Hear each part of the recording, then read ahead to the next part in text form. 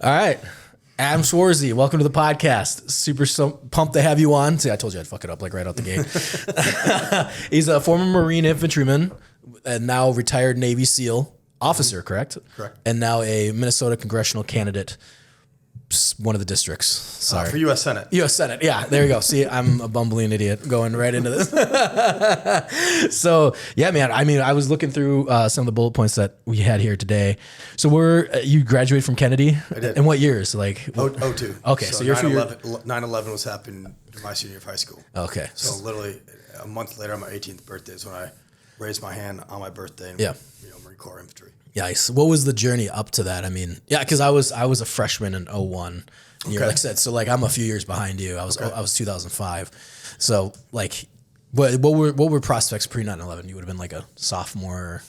I was a senior 9/11, and my prospects was I was actually still trying to join the military. Just in general. Yeah. So I was actually trying to enlist to be a Navy SEAL, and then in the Navy just enlist right out of high school. Yeah. 9/11 happened, and then all the Navy recruiters kind of shut down for a few weeks. Mm-hmm. So I was obviously even more emboldened and fired up to serve after 9/11 happened. Yeah. I was just sleeping outside the Navy recruiting office, and then this giant man, like size of a horse, like a band costume, walked by me one day. He's like, "What are you doing, dude?" And I'm like, "I'm just trying to listen to the Navy." Yeah. He's like, "For what?" I'm like, "To be a SEAL." Well, have you ever thought about being a Marine? I'm like, I have no idea. This guy was a Marine, obviously. Yeah. And I had no idea what the Marine Corps was. His, band costume, he was his dress blues, the quintessential iconic uniform, which I'm very familiar, but had it was completely off my radar. Yeah. But I truly owe everything in my success, my adult formative years, my grounding, my everything to the Marine Corps. Yeah. To case in point, they haven't had a culture problem the last 4 years of the previous administration. They kept their standards. They haven't had a recruiting problem. They're the only service that haven't. And he didn't lie to me. He's like, "Hey, we're first to fight." Yeah. Like, okay, sign me up. And a month later, 18th birthday, raised my hand on my 18th birthday. That same year, I graduated 2 weeks after high school. On my feet on the yellow footprints on the West Coast in San Diego.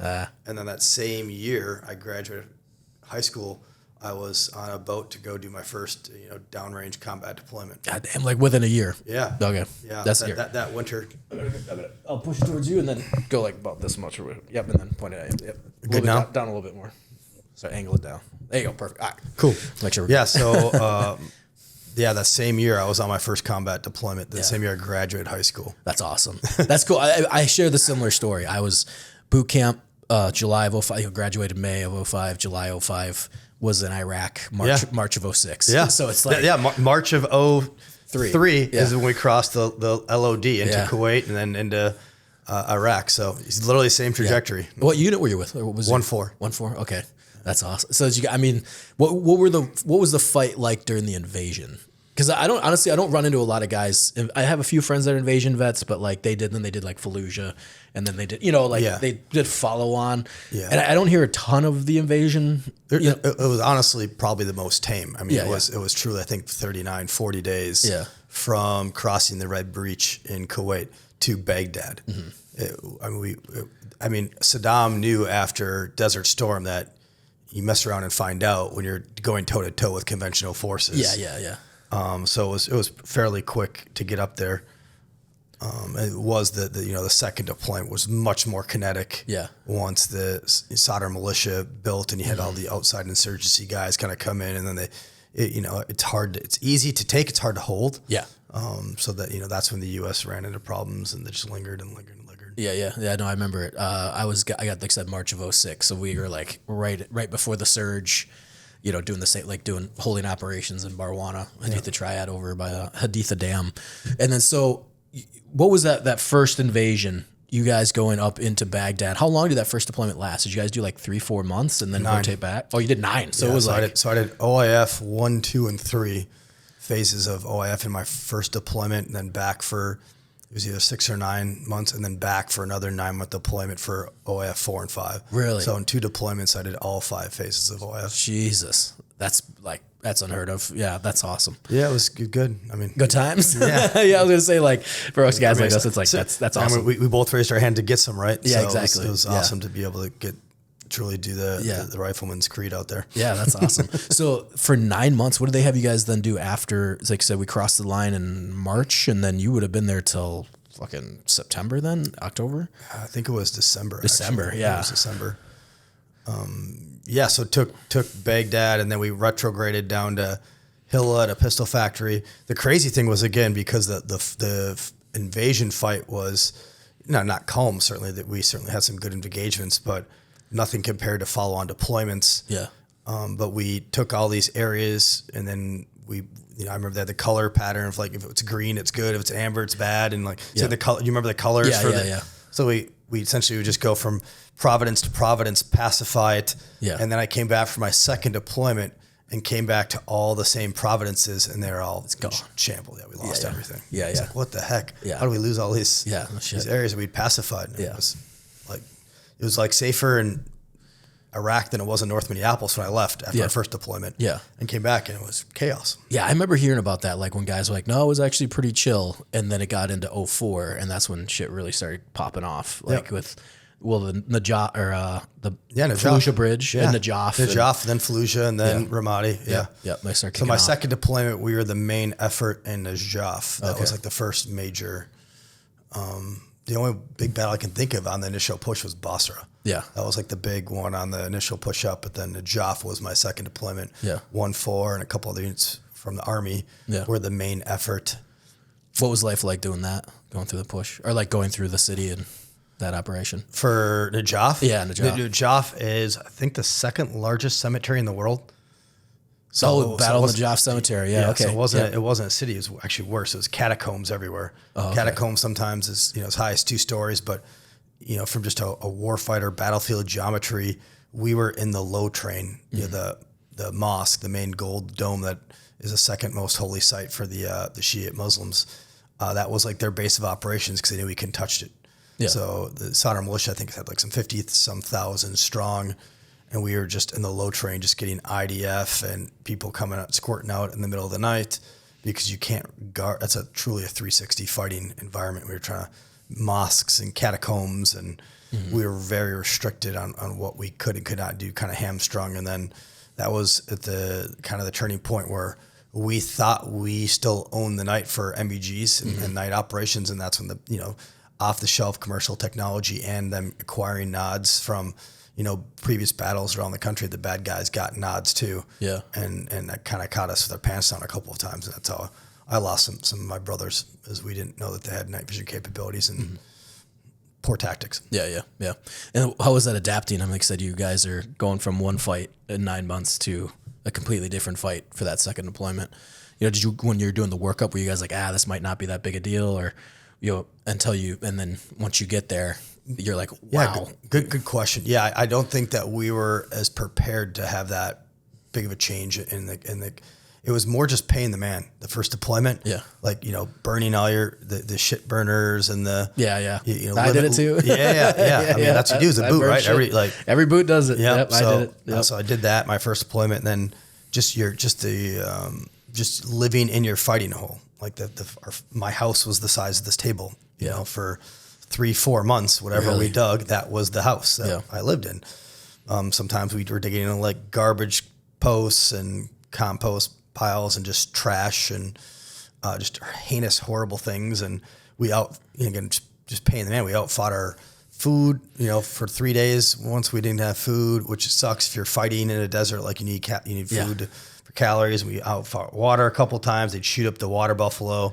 The water container supplying our water. So logistically, the initial push was much more complex, and just the conditions. There was no chow halls, there's no defects, there's no showers. I had my boots on for I think 30 some days because we were always in the fight, right? Yeah. CBRN suits, so it was just different kind of things. Not I guess probably as many physical threats as later on following deployments, but definitely more just like out there. Yeah.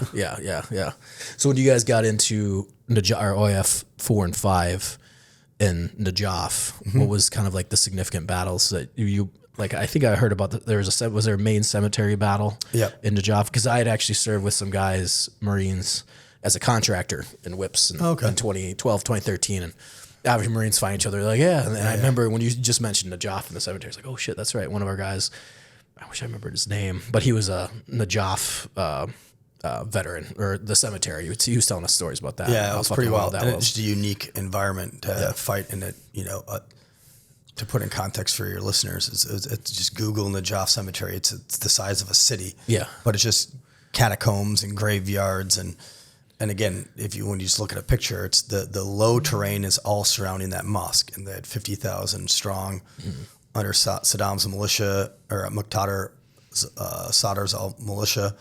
And they had, 120 mortars and indirect fire, and they had FOs, and poor tactics. We just didn't know. That was the first time we were fighting against guys that had nods, and we were tying in our hingemen on our lines. We're using the fireflies. Yeah. So we were just marking for them to drop on us. Yeah.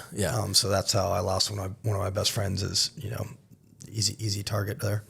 And then was there, like, from the command issue, like, were you guys talking to your command like, we need to switch this shit up? Were you guys, Marines always deal with a lot of bullshit, you know, and were you guys seeing that bullshit on the wall of like, hey, they're in the mosque, you don't want us to go in the mosque, we should go in the mosque? Yes, like, that was really annoying to get. We knew where the indirect fire was coming from. Yeah. We knew where the dense bad guy epicenter was, and yet we couldn't do anything. It took like a SecDef approval to get within like 2 blocks of that mosque. It took like a 4-star to get within 6 blocks, and like the MU commander within like 8 blocks. It was like these rings outside of it. And it sucks when your friend blows up in your arms, and we know where they're shooting at us from, but we can't do anything. Can't even go get it or go into the area. Yeah. And then we probably tie that in later on commands, and the difference between the people up, the generals and the guys on the ground. Yeah. We were pretty good. Our commander was pretty solid. We were 06, so it was like he was former recon Marine. And so, we didn't have crazy frustration like that, but we had a lot of 120s, IDF, IEDs, all that type of shit. I wish we had more firefights. I always, tell people firefights are the best because it's like a pressure release, you can actually shoot at something. When they're on your terms, absolutely. Yeah, exactly. Yeah, exactly. When they're on their terms, but even then sometimes like, okay, get the fire a few rounds off and like, it's different psychologically, whereas like we were always turning corners, getting shot at with snipers and like, getting ambushed, and then they boot scoot out, and we couldn't even get like fire, shots off. It was, I would absolutely rather get into a firefight than in an IED, VBID, indirect fires. Yeah, that's what we were heavy on too.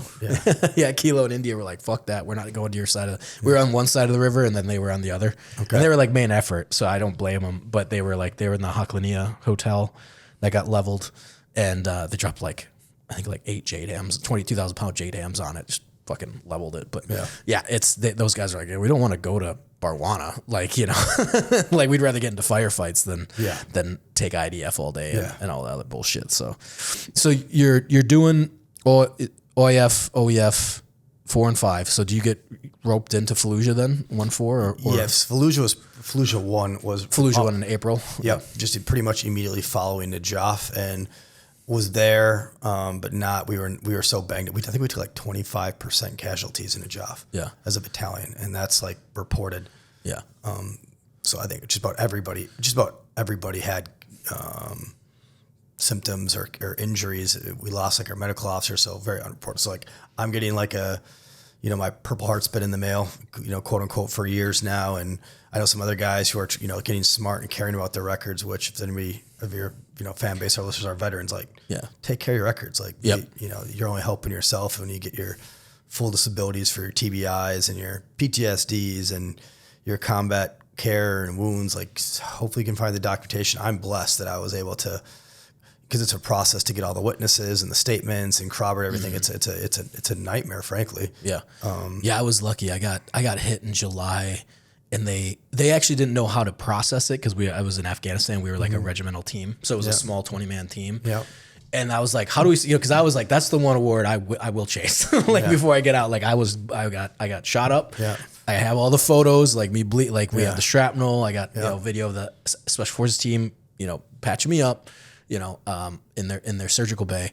So I was like, so right away I was like, I have all the documents. Yeah. Where do we? Yeah, and then they just didn't. But yeah, the documents. You have the weird process. They want it documented, right? With like seen in rear echelon care by a medical officer to deem it like whatever. There's like it's a process too. Yeah. It's not just having the documents. That's the really shameful part, right? Well, I got lucky. You have to prove that you were actually injured. Yeah, and that's part. So I got my DD-214 in November. And then they got it because it was such a quick turnaround when I stepped back in Hawaii, and then when I got out, it was October 6th, and then it was like November 10th, November 10th, and that was my EAS, and that was it, 60 days. And so they were like, I will get you your Purple Heart. I was like, you better, so like I had everything, and they had a little ceremony here in Fort Snelling that like I was a civilian with a nasty goatee or whatever. They pin it on me, and but that was the tough part though, is like, I was like, oh shit, this isn't on my DD-214 though. So I made sure, scan that. I ended up joining the National Guard later. So that's when I brought all my records from that. We had gotten awards years later, they do like a meritorious unit citation or a puck or a muck or a nuck or whatever. It's funny how when you're in the machine, you could not care less about that trash. Yeah. And then afterwards, like, oh shit, like this matters, like your tax benefits and getting a monuments and like your children's education, like all that stuff matters. And depending on state too. There's guys that we knew from like New York was like, we got one guy had like 2 or 3 Purple Hearts. It was like, Jesus, man. He's like, I don't have to pay for my kids' tuition or mine, or they're like my grandkids again. It was like some wild stuff, but no, that's good. Good. It should be that way. But anyway, so it fortunate enough, but that kind of came through. But so you were in the first run up to April after the Blackwater incident at the bridge. I know that's what kicked it off. Yep. Did you work with the SEAL teams? I did actually. I worked with SEAL Team 5 as a Marine. Okay, I'm wondering, that might be Jocko, because Jocko talks about you guys he was in the battle. I don't ever remember working with Jocko's team. I actually have maybe it was the other one. He was Oh, sorry. He was 3. Okay, so they were Drago and Jocko were that Team 3. Then I don't know their specifics, but they were talking about. When I just had him on, he was like, the Marines were great. Oh, Jocko was on your podcast? No, Drago. Oh, Drago. So Drago, yeah. So I'm actually going on Jocko's podcast, I think, next month. Oh, that's awesome. Yeah. I should go on Ritland's, but it's not as big. I'll go on anyways. Yeah, me too. Yeah, I'm like, whoever will take me. You just put a microphone here, I'll have a beer. I don't care. I'm just I don't have to be a podcast. Let's hang out with the veteran, man. Yeah, exactly. Yeah. So they were, I remember Drago was talking about the Marines, how good they were in that first push into Fallujah the first time around. I remember our first sergeant was talking to the SEAL senior enlisted advisor, and he's like, man, your boys are just like stormtroopers. So that was like our moniker. Then the rest of that deployment, just different tactics, right? Than combat clearance and things like the more advanced CQB style or assaults in the teams. The Marines, we just flood. Just aggression, right? It's aggression. Tactics, cool, aggression. Yep. It's violence of action. Yeah. Don't stop till it's over. Yeah. You keep going. No, I agree. Yeah, that's what it was. I remember years ago, we were talking with some people on tactics, and they're like, you can't clear a house with two guys. I was like, the fuck you can't. Yeah. It's like, I did it with my boy Monty during a battle. Yeah. We had a tank down in the street, and guess what we had to do? Clear the fucking, I don't even know how we got separated from our squad, but the squad somehow split up. And I was like, we got to fucking clear. By design or just organically in battle? Organically. Something happened where like they started grabbing dudes to pull in different directions. And it just so happened we got grabbed to go somewhere, and I couldn't even tell you why. But that was the one time I was like, I ran under a tank barrel as it was swinging. Wow. And I was just like, don't fucking fire. Don't fire. I was like, I'm going to fucking die. I'm going to get fried. And, but we ended up kicking the doors down, and we're like, and it was one of those things where like, we just got to do it, and cleared every room. It was just violence. I was just ready for whatever's on the other side of that door to start lighting it up, and we cleared the house. But it's like, sometimes people are like, well, you don't want to go in, it's like, can't get bogged down. Like, hesitation will get you killed. Wait, no, what are you going to do? Wait outside the door in the street? For 10 minutes to like, it's like, no, dude, like just go. Hell yeah. I love, man. Just flow like water. Yeah, exactly. So you guys did that. Did you end up doing Phantom Fury then too, or in November? I don't remember. I don't think so. I think we were essentially doing, after Najaf, we were, went into Fallujah, but mostly it was MSR security on Sword and Mobile, like the two major inroads, and it's because they were bringing all the IEDs in place. So we actually developed these really cool tactics of killing IED makers as they were planning. I guess it doesn't matter, so I'll say the tactics now. But yeah. We got them all. But we would go lights out in the middle of the night, and then while we're still moving, we just like kick like fire teams off every mile, and we'd go dig in, and then the IED makers would go to like dig in, and we'd be there in the middle of the night, just set up and just smoke dudes. That's trying to like, and knowing how many people have died via IEDs on the side of the roads, love getting those guys. Yeah. We did the same when I was a scout sniper, was the leave behinds. Yep. So we'd either drive up, or we would like go in with the team or whatever, the squad, and then they would patrol out and we would stay, we'd, take over, or we just did night inserts too. That was, but that's, I mean, it's great. You got to think on your feet. It was great. I credit my company level officers that I think that was like it was like a second lieutenant. No, he's a first lieutenant. First lieutenant came up with that idea. And, you can stretch out a platoon a few miles. Yeah. By just, and we had, our guardian angels down, we had flank security and everything. So really just great tactics that largely shut down the IEDs on the inroads to Fallujah. Nice. And how long did that last though? What do you think? That was another 9-month deployment. Oh, I mean, the when you guys shut it down, were you guys pretty successful with it? Yeah, immediately. Again, so the farmers or whoever would go to plant the IEDs, and after a few nights of getting smoked, they're just like, we're out. Yeah, like I was like, what the hell? Like, yeah. They pay me enough for this. Something that was working. I mean, all the IEDs, all of a sudden, we just had we had it on lock, and I don't know if they knew how we were getting there when we were getting home, because they'd come and pick us up then before dawn. Yeah. So it's like we were never there. Yeah. Just leave dead, bomb makers on the side of the road. Yeah. Yeah. Then that stopped. The IED stopped, and I don't remember, I think maybe like a month or two that we did that, and then moved on. And then we were actually at Abu Ghraib at the end of that deployment, right after all this stuff went sideways. Oh, yeah. So that was weird. Yeah. They come down on you guys, or was it just like that happened over? You're like, we had nothing to do with the prisoners. But it was it was just happened to be there. And it was weird. Get sucked into the controversy. Yeah. Nah, thankfully, no, honestly. Okay. I was doing other things, and that was probably one of my biggest leadership failures. Not to be a Debbie Downer podcast, but one of my peers who I'd gone in with, he was like the first one class ahead of me boot camp. We did OF1 together, and then I had promoted too quickly, frankly. Yeah. And then after my mentor passed away in combat, I became the section leader, and I was doing sniper stuff, trying to get trained up to go, be a recon nerd. And I was the section leader. Yeah. I wasn't watching my guys. And he essentially developed all of the, quintessential survivor guilt, PTSD in real time, and ended up taking his own life downrange. Mm-hmm. And he was one of my squad leaders, but again, one of my peers. Mm-hmm.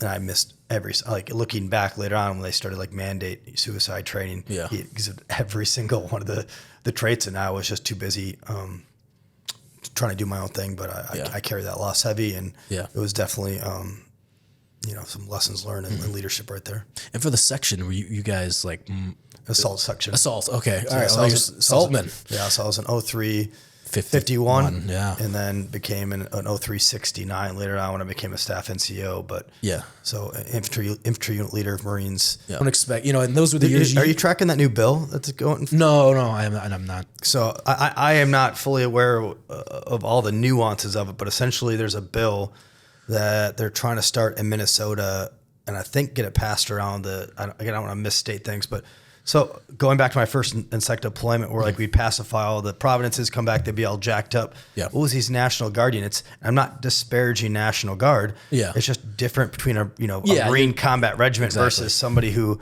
is trained. A weekend warrior. They did not. I'm not even saying weekend warrior. There's not a full-time professional warfighter. Yeah. They're trained for national disasters and community, things.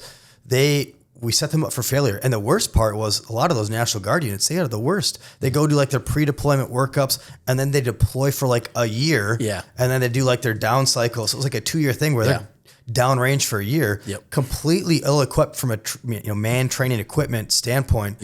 So there's some new legislature that's trying to get passed where we don't send the Guard unless there's like an active war declared. And I think that's really smart. I agree with you. And the thing too is, I mean, like the Guard, it was like once the war started going, the Guard was like the best kept secret then, because some guys would come off active and they're like, we're going to a Guard unit because the Guard unit's going to go. Yeah, but the problem with that is those guys, first off, God bless those people that coming off the active, like, oh, I can go get some. I can recycle and get some again. Yeah, except that, the person on your left and your right, you're not just trained to be a Marine Corps infantry battalion or you are ill-equipped going into that firefight, ill-trained, ill-prepared, equipment.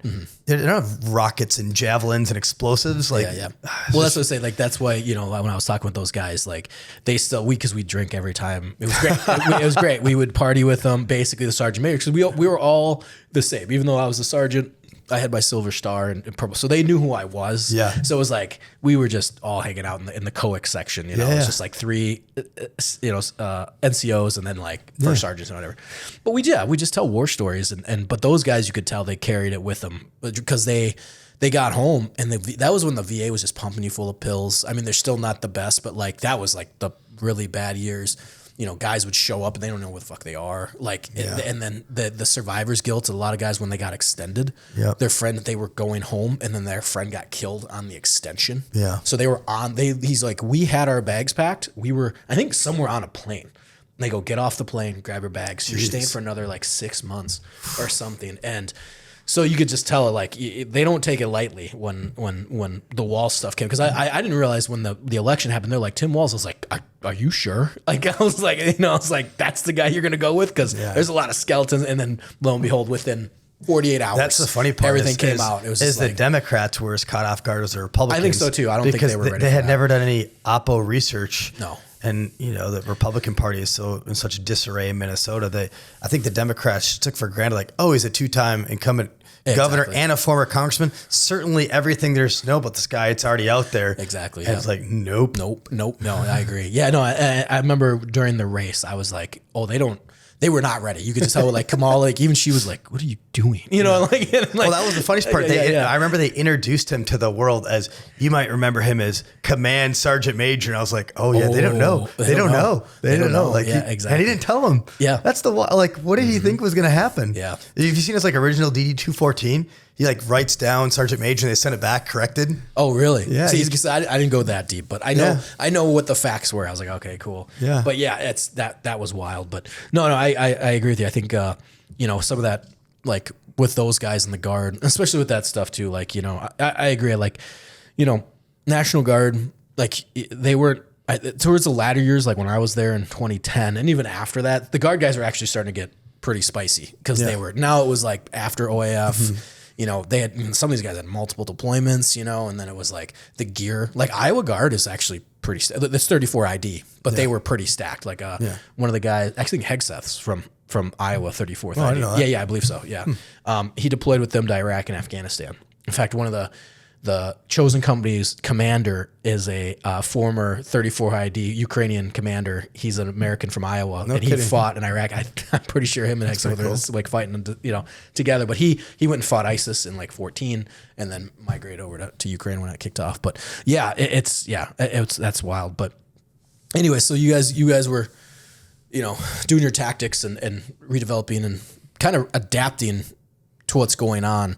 When did you kind of start seeing like the bullshit start to kind of, in which context? And like from OIF 4 or 5, did you ever see like, hey, no, the Marine Corps is going to come down, we got to do this certain SOPs. We have to, you can't, like I said, you can't go after the mosque. You can only do this. That was really the only thing. Yeah. Is the mosque situation in Najaf, and that drove people crazy. Yeah. Knowing where their bad guys are, they're shooting at us. We can't prosecute them because of politics. Yeah. And I mean, that's just disgusting, right? Yeah. No, that was the only thing in my career, really. Yeah. That I can think about. And how long you been at this point? Like 5-6 years? Because you said you're going section leader. Yep. The old infamous, they got rid of 51s when I was in. So like, what? Oh, yeah. They got rid of 51s? Yeah, they got rid of 51s. I had a bunch of guys lat move from 51 to 52s. Pretty sure of it. Yeah. So they don't have who shoots the smalls? I don't know, to be Who honest does the with you. breaches? I don't know. What are we talking about right now? I know. You're ruining my world. I actually do have this. It's not hooked up right now. I probably could have Googled it. Yeah. I need to set it up. My little Jamie But we screen. still have 52. So what, they combine like the I think toes, must have, yeah. the javelins and the toes, Yeah, and I think so, yeah. and they're okay. Interesting. Yeah. Because they got rid of 51. I remember when they got rid of 51s, and my buddies were 51s, and they were like, we gotta make a decision. And it was a pretty tough MOS. I don't know, maybe for you it wasn't. For us, Who does their breaching then? Like just 11s? I don't know, man. You can't let 11 breach. What are we talking about right now? I was riding on the seat of my pants when I was in. It was like, here's a breach, fucking going. Like, Yeah. all right, cool, man. Like, I didn't know, who was, and I knew they had SMAs. We never used them, but. Oh, really? Oh, yeah. That was actually the difference between the first and second deployment. Yeah. Oh, such shot so many SMAs. Oh yeah, that's pretty dope. That's pretty sick. Yeah. That was good. That's a good weapon. Yeah. Now it's different, man. I had a buddy. He helped, I believe, redevelop the Marine Corps infantry. So now I think they go like 12 weeks, like 14 weeks, and it's like super in depth. Like, so when you get to a unit, you're like ready to go. Everyone gets rotated as squad leader. You screw up, you do it again. You screw up, you do it again. And it's just, then they're not like down your back. They're like, you screwed up. Rewrite the op order. Let's go take it again. Let's go take it again. Get reps. It's reps. It's reps. I like that. Yeah, because that's what you really need. It's like, I tell people, when you're there, the scariest part is like going into combat. If you don't have any reps, like I had zero reps. I had infantry school, Iraq, right into it. Yep. So I wasn't even like fully integrated into my squad, and I didn't work a radio. I thought this is that's something that special operations community they do amazing. Really well. They do great. Yeah. And in my ETT deployment, I knew everything. I knew how to call in SATCOM. I knew how to do 9 lines in the blind. I could do medical. I could do like mortars, the whole gamut, explosives. But what was I going with that? Oh yeah, my first pump. I literally didn't know what the fuck was going on. You know how you label each road as something? So we had McDonald's, Arby's, Phoenix, whatever. I swear I thought they were like, all right, so we're gonna go down McDonald's, and then we hit Arby's. And I was like, we have fucking McDonald's there, and Arby's, like that's how lost I was. I was like, and I just kind of kept my mouth shut. I was like, I'm not gonna ask this question. I'm not gonna ask if we have a KFC that's gonna be two blocks away from our fob. And that's funny, man. And then they showed me the map, and I'm like, glad I kept my mouth shut. I kept my mouth shut because it was just like the route, Yeah. But that's wild. So then you were you're coming back from that. What were you training up to do then? Because initially you wanted to do SEALs. And now, are you trying to do like recon? Like I said, you were doing train up. Yep, I did to my second, third deployment. I'd screened for force, and I was trying to do scout sniper stuff. I was doing scout sniper stuff with the platoon, sniper platoon. My second deployment, that's where I wasn't being a good leader. No. I was worried about myself and trying to develop those other cool guy attributes. And then one of my brothers committed suicide, and that was kind of a hard reset for me. And reset my priorities back where they should have been, which is my guys. Came back home, did some special operations like formal schools, and then screened for force. But at that point I had, I think 2 or 3 meritorious promotions. And so you were like I was one of those nerds that did well in combat, got the combat meritorious, and then I was the MEU, Marine of the Quarter, a few times, nice. And the regimental NCO of the quarter. Yeah. So it was going very well, but then the flip side is if you're like the regiment, NC of the quarter, they're not going to let you go to force because they don't want to let you go. Exactly. It's the way. Yeah.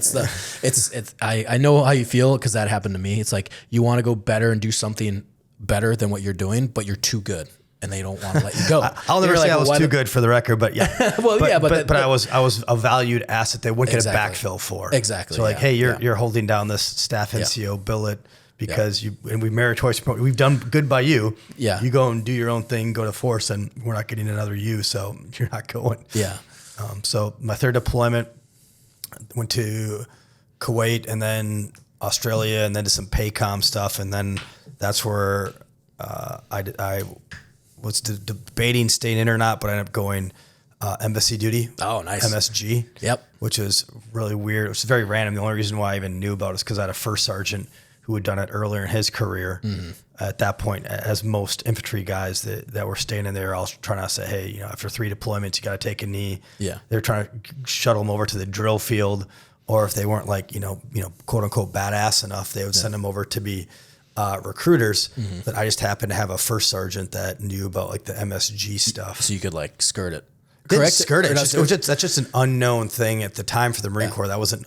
There's no infantry. I was one of 2 infantry guys in my embassy class. Oh, okay. There was like another guy from like Haditha. Oh, sorry, there was 2 other guys, and we were like obviously bread and butter together in that class. There was another guy from Haditha, another guy from Ramadi. Yeah. And we were the only 3 in this 100-person MSC class. It was and the weirdest thing is you could enlist, and that was like your first post, which boggled my mind. Really? Yeah, there were people that was their first duty station. They go to like their whatever, they'd be like motor T or mechanic or a supply person, but they hadn't been in an actual unit, and it had been FMF. Like their first duty station, they were like a lance criminal, or maybe a brand new corporal going through their 2-year pipeline or whatever the heck school was, and they're going to be an embassy person. Yeah, because I heard security forces. Like I knew that. I didn't know you could do embassy out the gate. Yeah, and that's so there's the there's the fast companies and there's other stuff. You're really extraordinarily poorly trained to do any sort of security stuff at an embassy. Yeah, you had like the M870 shotgun and at one point it was like the revolver, but I think it was an M9, and most of the detachments at the time, I hope they fixed this, didn't even have like short barrel, like they had an M4s or none of that. So only like a few embassies had like M4s. Yeah. Your whole weapon was just, but you're also there at the embassy. It's true. Like you're there to protect the info. The classified information. That's your primary responsibility. The embassy and then the personnel are second fold. What year did you go through?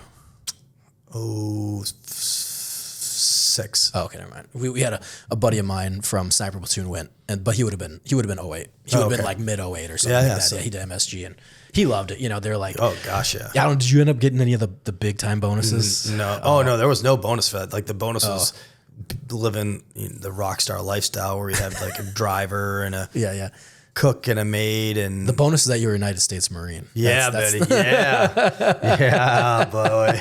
Yeah. My when we were re-enlisting, because I got into the fleet, I got into the Marine Corps and deployed so quickly that after my second pump, I wasn't rated because I was only in for, that would have been 08.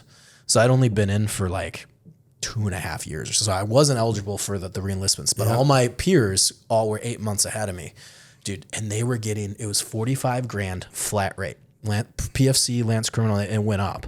So if you want, they did multiples, right? Wasn't the multiple? Yeah, it was $40,000. Probably multiple straight. 4. Yeah, and then if you wanted to go back to a Victor unit and redeploy, and this was 2008. Okay. Because they were really hurting for infantry, and they're like, "We'll give you another $30,000." So guys were signing, and then one of my guys knew some of the regimental schools was technically a Victor unit. Yeah. He collected like $70,000 plus the 30 on deployment, and then never deployed because technically regimental schools was a Victor unit. Crack the code. Yeah, he did. Yeah, he had like $100,000 in his bank account. This is one of the differences between the Marine Corps and the Navy SEALs is on my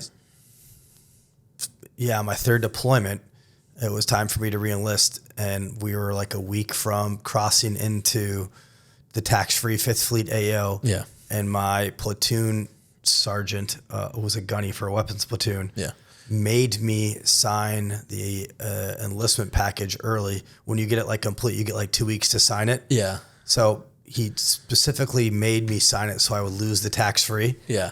Because he was, he's a gunny. Yeah. He's just a gunny. Yeah. Save the Marine Corps, save the taxpayers, screw the Marine, right? Yeah, exactly. And then on the SEALs, we like, when like a team guy is going to like enlist, we'll find a job for him to do downrange. Yeah, exactly. Yep. Go send him TAD to, provide value downrange. And that's not what they're actually flying over to do because that's illegal. Yeah. But we'll take care. The bottom line is we take care of the service member versus I'll never forget this gunny who made me sign it, which is also, I think, illegal. You get the required time, but just so that I didn't get the tax free because he was a curmudgeon that he wasn't going to get that kind of bonus.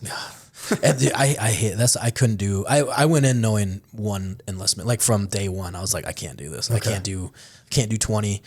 I'm here to fight wars, and then whatever I get out of this thing, I'm fucking gone. You know, I couldn't stand that mentality. And we had a gunny once. It was before our second pump, and we're trying to clean the barracks. He's making the married guys stay in the barracks. It was the weekend before we left. Is that legal? No, I thought you get to get released. So got it. So he's like, nope, you're cleaning it. It was the Friday before we deployed on like Monday, and he's sitting there. He's like, you guys are gonna clean. And I remember him saying this to us. He goes, yeah, I don't care. I don't want to go see my wife. I hate my wife. Yeah. And like legit was like, no, I hate my wife. And you're going to stay here with me. And we're going to keep cleaning these barracks. And then like our guys in sniper platoon, because typically snipers, we have our own, like, you know, to do whatever we want. Yeah. Almost. We were wrapped up in it.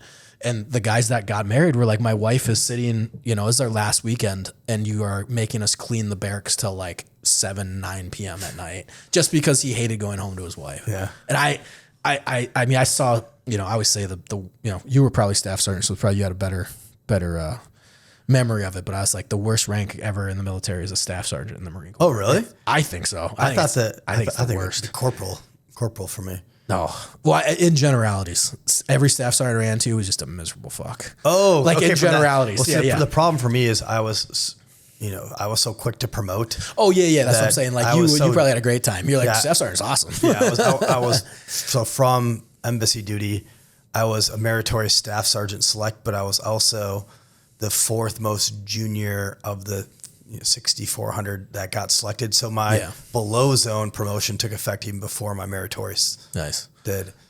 But again, my whole career, I was not ready to be a staff sergeant when I was selected. I was not ready to be a corporal when I was selected. I just had very good mentors that put me in those positions. And thankfully, I had good mentors that when I was a corporal, there was actually just a senior corporal. So same rank, but he was like 10 years older than me. Just one of like the, curmudgeon-y old guys. He kind of took me under his wing and beat my ass and humbled me real quick. Yeah. And that was the best thing that's all ever happened to me. Just be humbled by some of those old hats that saw me progressing too hard and took me aside and workshop me to say, hey, you have good character, good values, but I'm not cool. We don't care that you did combat. We don't, you're going to get people killed with this attitude. So I'm very blessed that I've had good, grounded leadership. Yeah. So when you started doing MSG, how was that rotation? And then what eventually led you down the path of, hey, NSW? Yeah, good question. So very unique path. I had friends that did it. Really? Yeah, Marine infantries and we also got Bud Studs. I'm sure you know. The corpsmen. Statistically, that's the that's where they go. It's the that's just a more likely story, right? Yeah. Did Yerevan, Armenia, awesome mentor there. Two mentors actually. So I came in as a sergeant, which made me the assistant detachment commander. So it was 5 and 1, so 5 junior enlisted with the senior sergeant, which was me. And then it was a staff sergeant, and then the second time it was a gunnery sergeant who was the detachment commander. The embassies are unique in that they kind of take their lineage from back in the day when small units of Marines would be on ships, like small units and smaller ships, and the senior man on the ship would be a staff NCO, staff non-commissioned officer, but he'd be kind of filling the role as a commissioned officer. Yeah. And so those embassies are still kind of that moniker where it's I'm an enlisted sergeant, but I'm the assistant detachment commander. The detachment commander at any embassy is always an enlisted man. Yeah. Which I think is kind of cool. We keep that heritage. So I had two rotations there. And then right when I was selecting for my second post is when I got selected for the meritorious commission.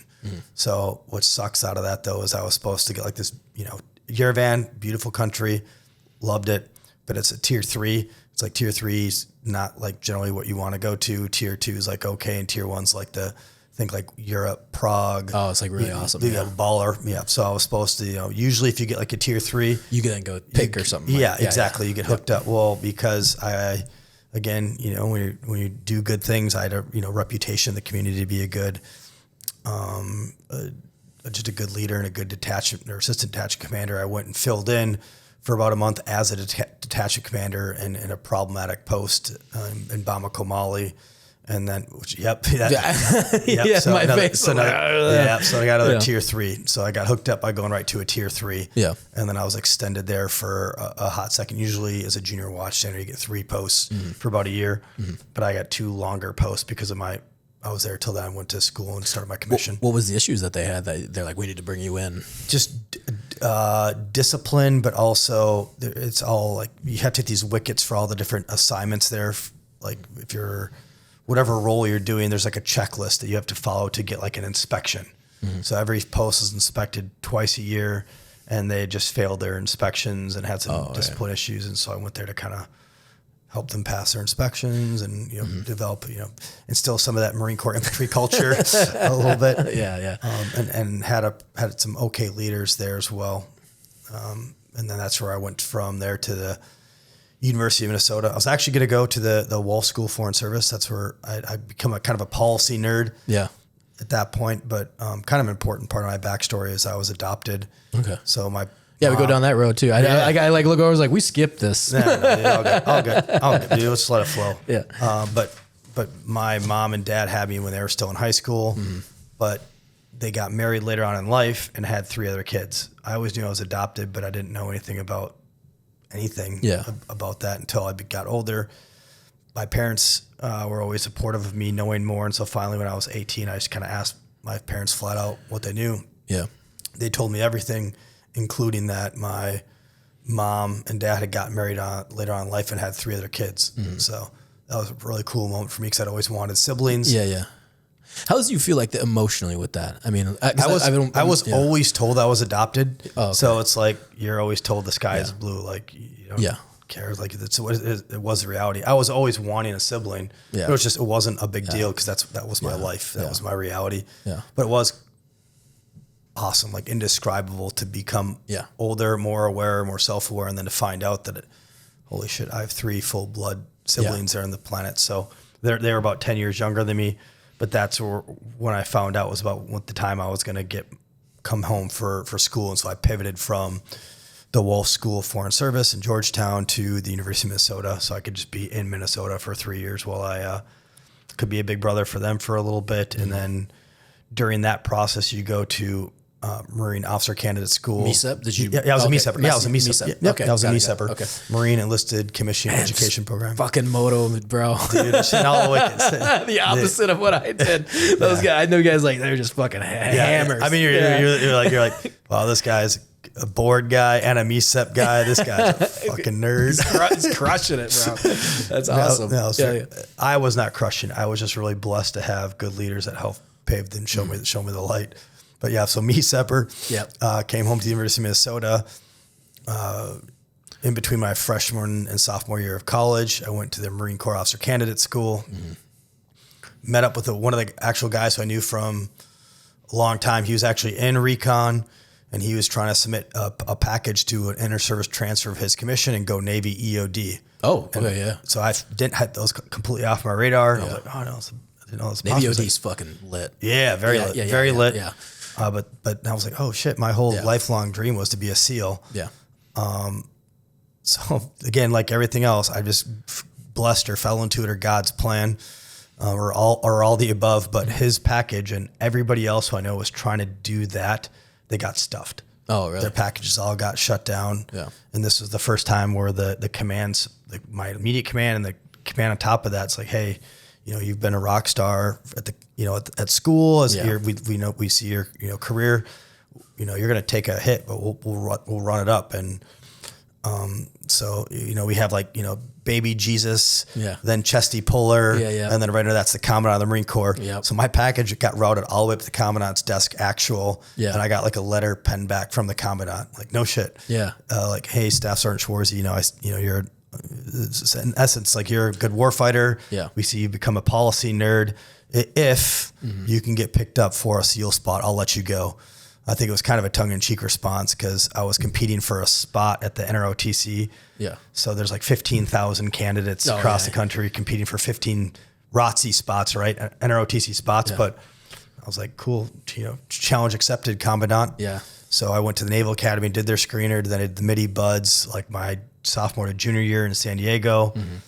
and, got some recommendations and performed well at those events and got in. I got selected my junior year, and then the commandant let me go. So in 2012, I, left my sexy dress blues for the milkman uniform in 2012. And so you do 2012. So you went through but I'm a little bit different because obviously the officers are different than the enlisted. Everyone talks about the enlisted and stuff. So you go to buds training between your second and third year, you said? And how did that work? Good question. So freshman year, in between freshman and sophomore year, I did Marine Officer Candidate School because that's a requirement for MECEPers. That way, if you screwed up, you get further on attempts. Yep. Didn't screw it up.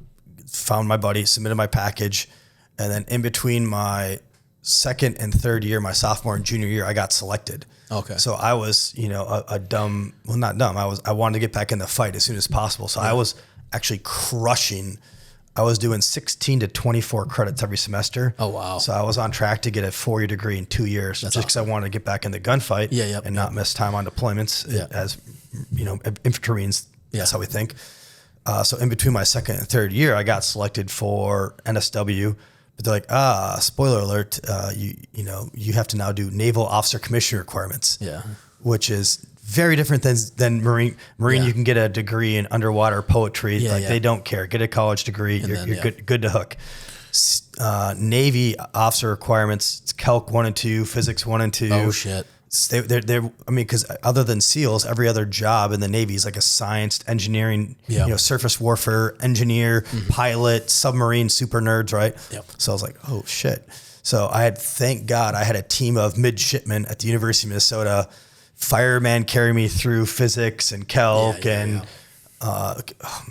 chemistry. That's rough. I would rather go back to Iraq with an MRE spoon into the Najaf cemetery battle than go back to do, calculus 1 and 2. Oh, I took it in high school. I hated it. Oh man, I'm a straight window licker, so that was the worst part of my whole career. Yeah. But thank God I got through it. But so it added a year onto my school. So I graduated at 3 years then. I did it's called the State 21, the Seaman to Admiral. They go to do their own enlisted version of Officer Candidate School in Rhode Island. So I did that with the Navy enlisted. And boy, they didn't know what to do with me. Yeah. Because at that point I was a senior staff sergeant going through with all these other Navy enlisted people. And then the other drill instructors, because it's Marine drill instructors at the Navy boot camp. The OCS. It's a lot of Marine drill instructors there. And so they could see a peer, but I'm in there enlisted. It was a shit show. They didn't know what to do. That was it was such a unique thing. But great experience, great time. Did all the naval officer commission crap, and then in 2012 commissioned in May, and then just with the Marine Corps, 2 weeks after I graduated college, I was classed up in buds and went straight through. Nice. God bless. Never got injured or passed anything. Yeah, I was gonna say the officers go straight through, just enlisted, correct? No, it's actually the opposite. For enlisted, and for buds specifically, enlisted they go through their recruit training, and then they go through some other stuff, and then they class up and they start. Officers, depending on what year it was, sometimes officers had almost a 2-year wait. Oh, really? Where they were just hanging around waiting to class up. Yeah. I actually got hooked up because of my prior background that I'll just be honest. They kicked somebody out of a class. Yeah. They didn't tell me that. Yeah. But your reputation precedes you. You know what I mean? It's I hate to say it. I'm kind of the same way too. People are look at my background. I'm like, well, they're we'll make way for it. Yeah. So for training and whips and stuff like that. It happened to me too. Yeah. So they kind of, it's so funny. The guy that they booted out of his own class so I could fleet up. He's actually one of my best friends today. Oh yeah. So I took his spot, and thank God we're still best friends. And I didn't have anything to do with it. They just, they saw my background and they knew I was hungry. So I classed up right away, 296 all the way through. I only had one issue with one event one time. And I think I passed everything else. Okay. Again, no injuries. I went through at 29 though. So my body was. You feel it? Yeah. I know that. I've been through some stuff at 28, 29. I was ooh. You can train up for it. You're almost smarter. Yeah. But your body, isn't as resilient as like when you're 19. Where Yes. you can tough through it at 19, but you got to be smart at 28. Like you can that's do exactly it, right. but it's like you better train. I had to train and then just be smart about how I did things. Yeah. You don't hate to say it, you don't need to be the fastest. You just need Nope. to finish. No. Exactly. And I had a lot of fun. I mean, because again, the whole point Hollywoodizes everybody Hollywoodizes buds and the whole pipeline, but I just a ride.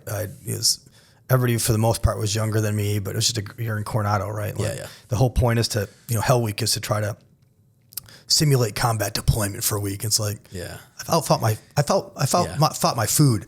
Like we're talking about just, a little sleep for 5 days, hanging out on the Coronado beaches and rowing around and hanging out with fun, my brothers on my left and right, but nobody's actually shooting at us. These are all blanks. So just in the perspective, I never thought for a second that I would quit. And it wasn't that it was hard. It's just, it's not real combat. Mentality. It's not real combat, right? Because the guys that I knew that went through, that were Marines, like success of Marines getting through are like super high. Yes. Like, and I think there's a respect there too. I mean, when you check in, they're like, okay, we're not, they'll fuck with you, but at the same point, they're like, 100%. These guys are like, this dude did multiple. We were probably fought together 6 years ago. Yes. So there's always a little more respect there. They're going to fuck with you, but it's still going to be like, all right, we'll keep an eye on you. And I own that, right? My bud's experience as a 29-year-old officer with, 5 deployments prior to that point was not the same as Johnny Ensign from the Naval Academy who thought he was cool and they wanted to crush the soul, right? I was a known entity in combat at that point. Yeah, exactly. So they had bigger fish to fry. Yeah. And not that I got away with anything, but they weren't like examining me for leadership abilities and they knew I wouldn't quit. And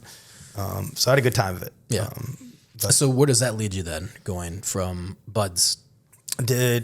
Got a West Coast SEAL Team 3, did a PACOM deployment right away. Not kind of just leadership development as a JO, not doing too much. Wasn't a kinetic deployment. Came back, did another deployment with SEAL Team 3. And at that point, my team was kind of pioneering this visit board search and seizure called VBSS, where we were taking down ships in and around Yemen and mapping the network in that area. We actually lost a couple of SEALs 2 years ago. They fell overboard. Yeah, I remember that. Yeah. So those are actually friends of mine. Oh, no shit. And that was, I started that mission set just like 4 years prior to that. Okay. What years was that then? The one you were starting VBS? Yeah, we started that mission set in 2015. Okay. 14, 15. Because the GWAT is really, because that's when I could put my time frame on. It's like really starting to calm down, leaving guys that I know were trying to get on deployments. Like the last kinetics. There's always kinetic with like SF and then, some other stuff, but it was around like 2013-ish, 14. It was like the last. Yeah, anything after 2014, if you got into a gunfight, you either try to do it or you're doing stuff you shouldn't do. Yeah, exactly. Yeah. Guys that I knew were trying to do. Like SF guys. Like, we're going out. You could put yourself in a situation and end up like the guys in Africa, right? Yeah. So not smart things overall. Like I get being young and hungry and want to get on the gun, but not worth it, frankly, to lose an American for nothing. Yeah. But that mission set was pretty cool. It was pretty sexy. That's awesome. Yeah. To do that stuff, but then obviously very tragic in 2023 I remember that one happened. Yeah. Because that wasn't long ago. Yeah, no, I think it was 23, the beginning of last year. To have a couple of guys that they're actually at SEAL Team 3 again. To have 2 dudes that one of them his first deployment at 3 was my second deployment, and just an awesome guy to see him go in such a shitty way to fall overboard. What was the reason being? Is it? I mean, like I don't know anything about your guys' SOPs when you board a ship. I mean, is there no flotation? Is there, these are dumb questions, but it's like, I know there's stuff. I know there's the investigation, everything was released, but I just prefer not to talk about it. But I'll tell you like what what we were doing. And I knew they were doing the same things. We'd get intelligence that a ship was carrying either, proxy weapons from Iran or it wasn't flagged properly, or we just wanted to like play some stuff on it to figure out what it was going to do. And so we'd go and take it down in the middle of the night with our Swick boats, our little sexy Uber, water taxis, lock it up, take all the biometrics, do all the SSE, sensitive site exploitation of the boat, enroll everybody on those ships into the biometric stuff so we could track them. Anything that was weapons related, we either take or track or do other things. I don't want to get too much into operational stuff, but a really important mission for essentially mapping. I would say overtly, I'll say this: it was very good for mapping the network. Yeah. So successful that again, we were doing it. Obviously 8, 9, 10 years later. So it was a worthwhile mission set. Yeah. So, but the atmosphere is when you go up on one of those ships that could be, the size of a Rambler house. It could be a little bit bigger, but essentially what you're doing is you're having them cut engines, and you're blacked out. You're having them blacked out because you want to have them, you want to control the night. So especially if it's a low illum, it's purely blackout. And on the high seas, a ship that's not underway, they have, cut engines. Yeah. It's just rocking around. So I actually had 2 of my new guys. I was the mission commander for that. We had like 70 iterations during that deployment of taking down ships. At one point, really shitty sea states, but there's a high value target that we got intel. We were taking this thing, going to do some stuff, and terrible sea state. The boat rocked right as we went aboard, and you want to do it quickly. Obviously locked down all the security threats. 2 of my guys went right out the back like a cartoon. Yeah. And there's things called water wings. They're like these inflatable life jackets. They're in a Coke can essentially on your hip. And one of my new guys pulled the beads, which activates the CO2 and then would blow them up. Yep. One of them didn't work. Oh shit. And one of them barely worked, and 40 pounds of just tack gear between your rifle and your comms and your mags and shit. So he slowly brought him up to the surface, and and the other guy almost got concussed. His ship inflated, but he got knocked out. And so I could totally see how shit gets really spicy. And I understand, you do those things. We did 70 or some iterations just on my deployment that one time. Expand that by 9 years. I can't imagine how many hundreds or thousands of boats we've done that kind of stuff in. You're just bound. It's a high risk, right? It's a high risk operation, unforgiving, unfriendly environment, and it's a tragic loss of life though again for that. So going from the VBSS and that deployment, where you end up after that? I screened that deployment in 2016. While on that deployment, I was like the guy and the mission commander planning the stuff in the headquarters and go forth and do it. And in that cycle, I screened for, I'll just call it NSW Undersea. They changed all the numbers and changed all the names around. But the NSW Undersea is the entity, really small, really niche. Again, I'm not going to get into the tactics at all, but we have nuclear submarines all around the world, and they essentially, some of those submarines, they'll have a garage on the back of them. Okay. Yep. And inside that garage are little submarines, and they're sometimes filled with water, sometimes they're dry. But depending on what that submarine is on the back of the nuclear submarines, it provides just a really small infill platform to go do some really important stuff. Everything that you're doing is in the extremely high political risk. You mostly, generally, their intelligence, they're not, SEAL Team 6 or development group, whatever. It's a different, very different mission set, but very cool because it's like TFO or whatever. For those operations, every person and every piece of gear is almost mission specific, which is really cool. Is the officer, in charge to build the team, whatever support you need, whatever industry tech, you're designing that. I worked with Woods Hole, with Scripps, with UPenn to develop the tech, with academia or industry people to develop all the tech for these mission sets. So that was so fun. And then you're just getting the varsity. Hey, Dave, you're the best lead swimmer. I need you to do this. Hey, Perk, you can do underwater tech. So you just putting all these varsity things. They're like a 2 to 3 year cycle. Oh, okay. For this one, it's a 2 to 3 year workup sometimes for this one epic Super Bowl Mitch. And then you either put up the W or you don't, but you kind of have to put up the W because if you get compromised, it could be nuclear holocaust. I mean, everything you're doing in that environment's against near peer great power. China, North Korea, Iran, Russia, that's the stuff you're worked on. So you can't screw those up. Really high stakes, but super fun. You're not crashing a bird into in a compound. Thankfully. So you're screening for that. Did you end up going that direction? I screened for that. I screened for that, and not to talk myself up, but that year in 2016, in all of the entire Naval Special Warfare officer pool, there was one candidate who screened to go to that unit. Yeah. So it was me. Oh, I got it. So I was just lucky. And again, I had some good, not because I'm good, but I had some good mentorship to prepare me for that. For that moment, for that screening and to go over there and do that stuff. And is that something too that you kind of just find out, like people don't know what they don't know? Yep. Yeah. You know, cause like, I'm sure like, like I didn't know a lot of stuff until years later with like Delta and TFO and like even what Rangers do. Yeah. Like, oh, you guys did, like running into Rangers. Like they want to send me to Ranger school when I was in the Marine Corps. I was like, what the fuck would I go to Ranger school for? Like that's not an incentive, you know, but then it was like, oh, I mean, I still wouldn't want to go, but like the fact that like what Rangers actually do and then like what SF does or what, I remember at my screening process for this unit, again, 10-year enlisted Marine Corps infantry guy. And then I'd, done some really good things as a junior officer for Naval Special Warfare, and the executive officer screening me, like gives me this like, fake mission, asks me to plan this underwater mission. I'm like, sir, I'm not going to bullshit you. I have no idea what we do, what you guys do. Yeah. How do I plan, this mini submission? He like kind of laughed. He's like, first he was impressed I didn't try to bullshit him. Yeah. Yeah. But then he's like, we will take you and make you into a good undersea mission commander. We want to know that you're moldable and you have the basics. And then so he's like, just talk me through like your thought process and considerations. Yeah.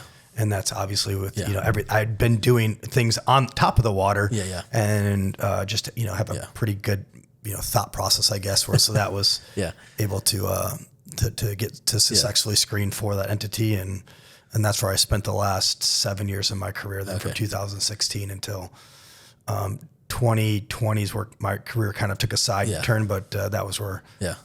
So did you like go through and he's like, that's not at all what we do. Like you work it through. He's like, no. He didn't say that. It was, he's like, nice try. The interesting part was before we got to that part of the interview in the process where I was, going to plan this, this undersea operation it was all the basics like Okoka, pick 'em deep, 5-paragraph order, how to brief troops. And it's like, this is all like Marine Corps, infantry corporal's course. Like this is all like the basic stuff. But it's funny that I'd gotten passed down from other officers who then went and screened. Like that's the stuff they had no clue about. Oh, they did because the SEALs are just terrible for PME in general. Yeah, specifically with like basic infantry fighting stuff. The biggest difference I can talk about between SEALs and Marines are Marines practice the basics to perfection. Yeah. They play drill. Unfortunately, they never actually play games. Yeah. So it's all these drills and no funds. So you're going to do drills, but if you get lucky, you might go to war. Yeah, maybe right. Maybe. Yeah. But the SEALs, it's the exact opposite problem. It's like these elite athletes, very intelligent, enlisted and officer. Everybody's wicked smart. Everybody is just an elite D1 tier 1 athlete or whatever it is. Olympic athletes, seriously. Yeah. And nobody wants to practice the fundamentals. Nobody wants to do like the field craft where you're out digging your fighting hole out in the mountain line for a week straight and you bringing your food in, bringing your trash out. Yep. SEALs hate that shit. Yeah. They're just like too cool for school. Like we'll play pickup basketball. And the SEALs, the United States Navy SEALs are the best fighting institution in the world at playing pickup basketball. Yeah. But they're not the greatest when it comes just like executing basic infantry type tactics, that's probably a good thing. There's different cultures, different units, but I've noticed that myself through the last 10 so years. And then being you've got that. Yeah, I got exposed to more and more SEALs in the last like 5-6 years after working with Black Rifle Coffee.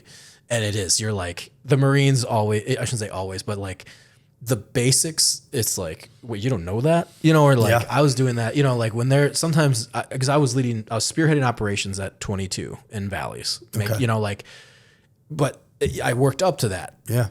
These guys are like, what? Like, they don't know how to put a mission together. Yeah. I'm like, when it comes to some of the incidents throughout the years, we could talk about like, Cornwall Valley and Lone Survivor. Like if you're, I wasn't even in my second deployment and I just got off Scout Sniper School and I read Lone Survivor, and I'm sure we'll get flack for this, but I remember reading it and I was like, why would you ever write about this? Like, why would you, like, you're telling me the basic things you failed at was what we do, like day in and day out. Like and I had just gotten my shit kicked in with Scout Snipers with the 60-page op order. Yeah. So we kept doing it and kept repeating and kept doing it, kept repeating.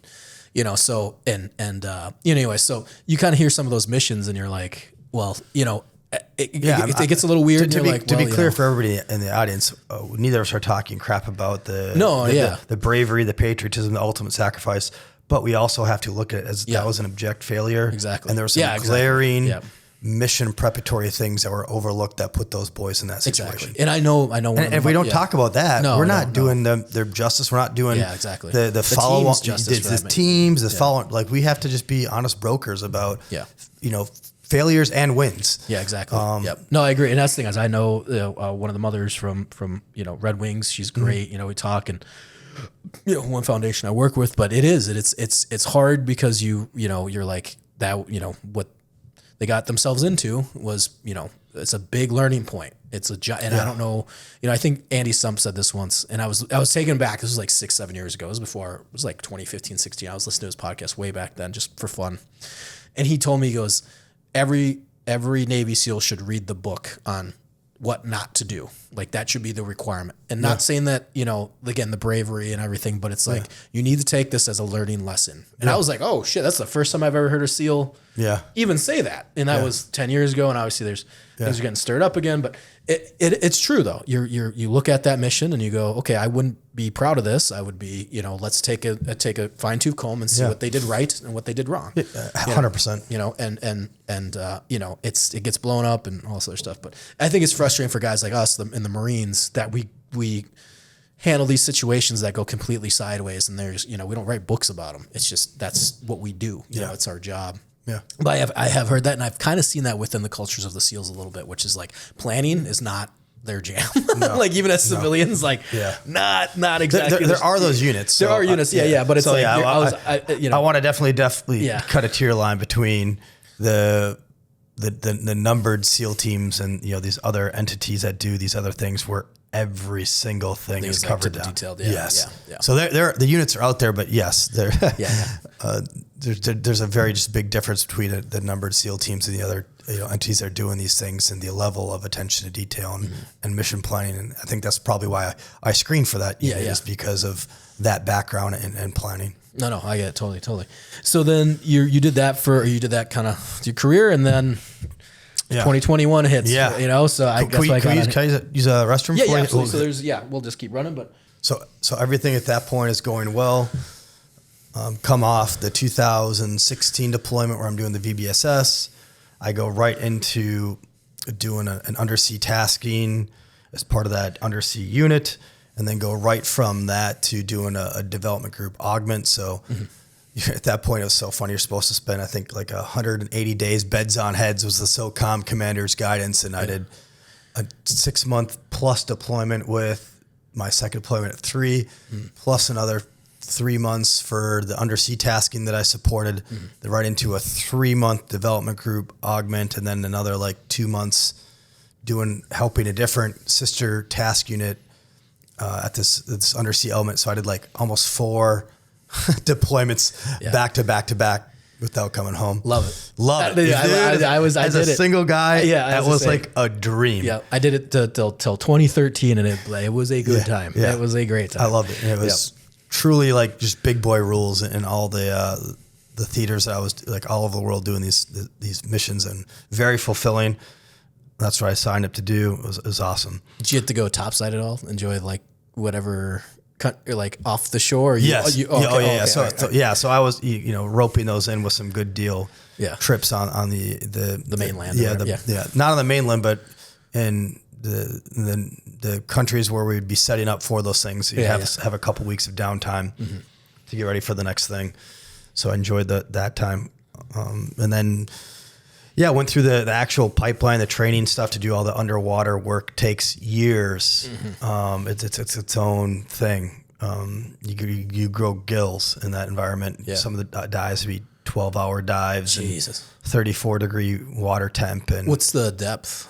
If you don't mind me asking. Yeah, I think. I just don't want to get into tactics stuff. Yeah. Because I scuba dive. So like, I want to get into semi-rebreathers and yeah, so you're working, every SOCOM operator goes through like the Mark 25, like the rebreathers. Yeah. But they only go down like 30 feet though. Yeah. That's one thing I learned. I was like, when I was with Joe Hahn, he works with us in this dev group. Yeah. And I was like, oh, cool. So he's like, no, you don't go below 30. I'm like, and then my buddy who runs the foundation in his own dive shop in Road 10, he's like, yeah. And I was like, wait a minute. So you guys aren't, I thought you guys were like 100 feet coming up. And so he's like, nope. That's combat swimmer. Yeah. He's like, that's called combat swimmers when you have like the draggers and you're real shallow. We have other rigs that do mixed gas that go down very deep. And then the other, the boats, the mini subs, either they're a wet combat submersible and they go down to, a certain depth and you're breathing out boat air, or they're dry.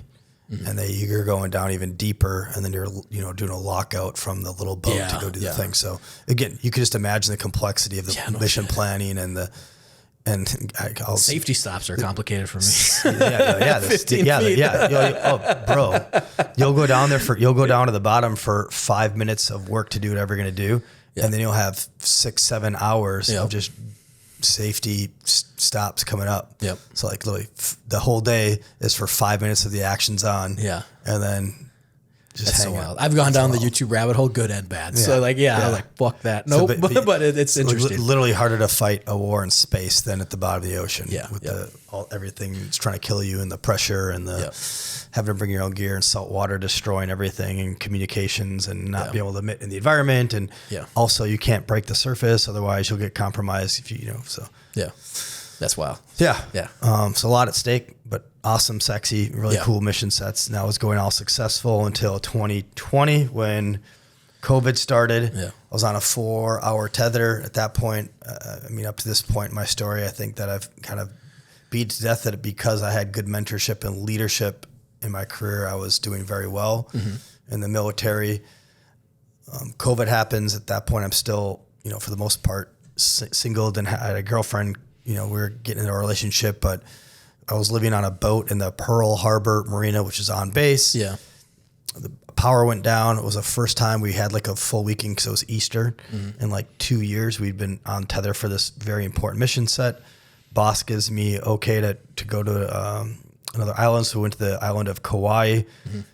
Again, it was April of 2020. So COVID was new. People were very scared. I get I get that. I get the empathy of it being a new thing. Obviously in 2025 now, we have the context of hindsight to laugh at some of the policies and the things that the left was doing, but land, and it was just like still the state of Hawaii, but just another world. Like they told me, as soon as you landed, they like took us into like a police interrogation, and they thought we were like white tourists and trying to like bring sickness onto their island. I'm like, no shit. Yeah. Oh wow. Yeah, so it was like hostile. It wasn't even like, hey, we'll put your quarantine. You're stationed here. Openly hostile. Oh, wow. And then I said, yeah, I'm a federal employee. I'm exempt from the quarantine. They're like, no, white boy. It was a. Yeah. And how many of your Marines that you served with became like police later on? Oh, a ton of them. Yeah. So same here, brother. Like 50% of like the guys who like made it out and are like, didn't go to gangs or commit suicide or go down. They became cops. So a lot of cops. Huge respect, as you probably do for cops. Yeah. It was this like 400-pound local Hawaiian chick as like the chief of police. She's telling me that like I'm a white haole. Yeah, dude. Oh yeah, I remember. I was stationed on Hawaii. Okay, so you get it. So I get it. She's looking at me like I'm the white haole, telling me I need to go to quarantine. And at some point after like a 15-minute back and forth, I'm like, I'm just not going to argue with the police officer. I'm still complete respect towards the law enforcement apparatus. So yes, ma'am, absolutely. So she had told us we had to get food delivered. So my girlfriend and I were like driving to our Airbnb where I was given permission to go to. We're trying to figure out how we're going to get food delivered. Obviously, nobody's going to deliver food during the beginning of COVID. Everybody's scared as shit. Yeah. So we ended up doing the best of the poor options. We go to the Foodland grocery store directly right across the street from our Airbnb. Yeah. Bro. Came out of Foodland, they took me down like we were Al Capone. No shit. They had inner and outer cordons set with the cop cars. There was like 5 cop cars. Wasn't there people already in it though? Like why did they, you know what I mean? Because that was the beginning of COVID and they were trying to catch people or something. No, they were trying to put up this front that the Hawaii did not want foreigners or white people to go to their islands. Oh. They were under the position that if we can keep everybody out of coming to our islands, we'll be safe. It'll be okay as long as we keep everybody out, throw away the Constitution and the laws or whatever. So we were taken in handcuffs, put in separate cars, interrogated. And that's where I was like, hey officer, just, I'm a SEAL mission commander on a 4-hour tether for something really important. Maybe this goes down. Like, what's going on? He's like, oh my God. Just, that was like the second in commander, the chief of police. And she thought you guys were like rich white tourists. She didn't buy it that you were a federal exempt employee and didn't have to quarantine. So she's directed us to book you guys. I'm like, what? Oh, shit. Yeah.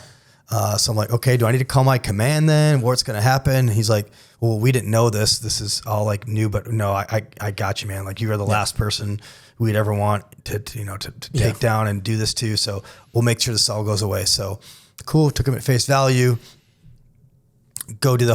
Actually get booked in. First time I've been like prison, cause I'm a nerd. I'm a goody two shoes guy. Right. Get booked in, get released at 8:30. Now they have another law on the Kauai at that point that if you're out past 8, you're breaking curfew, you can get arrested again. Yeah. So they let us out into the town after their own curfew. Yeah. Again, it just doesn't make sense, man. Like all this shit. I mean, again, 2025 now we can see how dumb the stuff was. But so we didn't have a car. Again, there's no Uber. Yeah. There's nothing like working because it's COVID. And so our car that we rented. And you're on Kauai too. Yeah, it's not like Honolulu. Exactly. Yeah. So we're in the southern part of Kauai. Our car and our groceries, everything is the north part. Jeez. We get released. And some guy that was coming to pick up his daughter had like a house party.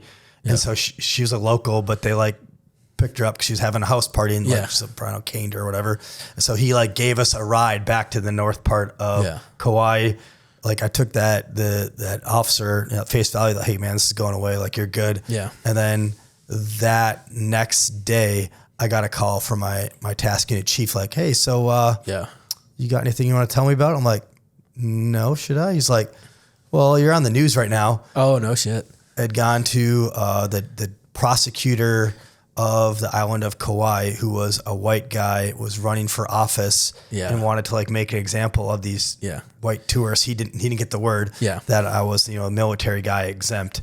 So he like put out to the news, leaked our mug shots and like made it look like we were like on like a 4-day bender of Coke or something. Made it look like we were on drugs. I don't know how they even got the photos to look like they did. It doesn't even look like me, but it's funny at this point.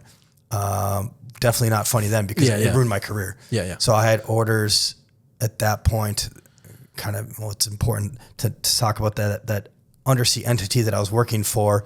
I'd been screening for 3 years to go to it doesn't matter at this point. To maritime branch as part of the CIA. These special one-off orders that we have a couple of people that are on loan to the agency and they do stuff on those different authorities. So my plan was to then take my enlisted time, take my officer time, retire from the DoD, start my career too over there at maritime branch, and 2 years later I've been blowing up the Nord Stream pipeline. But so I was burned. Do not pass go. That ruined my career. Ended it.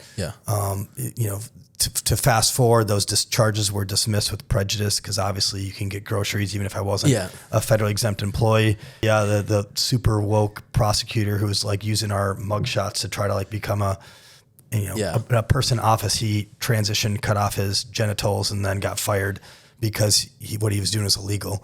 By trying to like portray a false narrative of what we were doing and what the whole scenario was. So, and now my girlfriend and I were suing the state of Hawaii for a lot of money.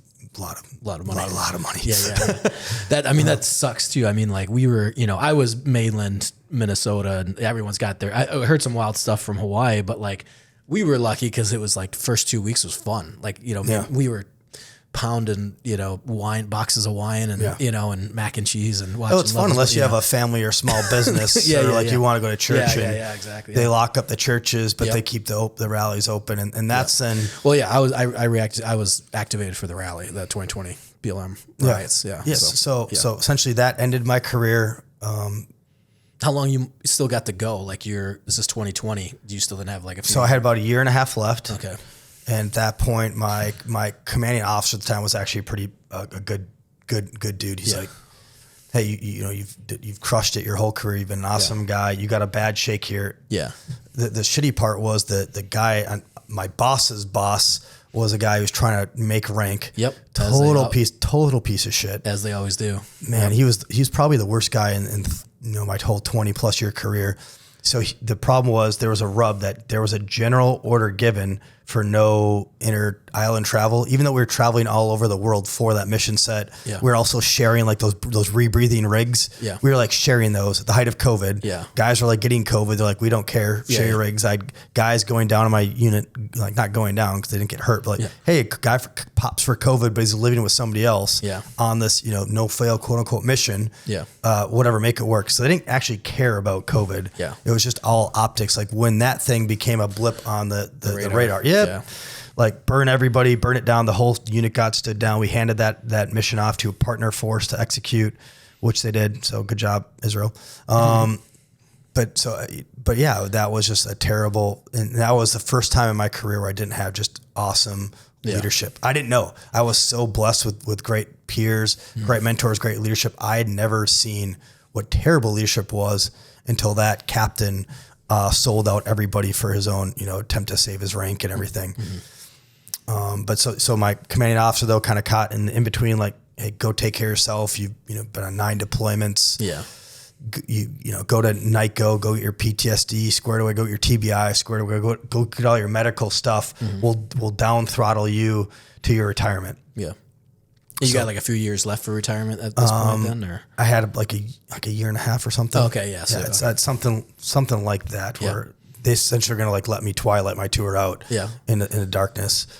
But as somebody who fought my whole life for our country, then ended on such poor terms, I wasn't done fighting. I couldn't do the sexy mission anymore that I had wanted to do.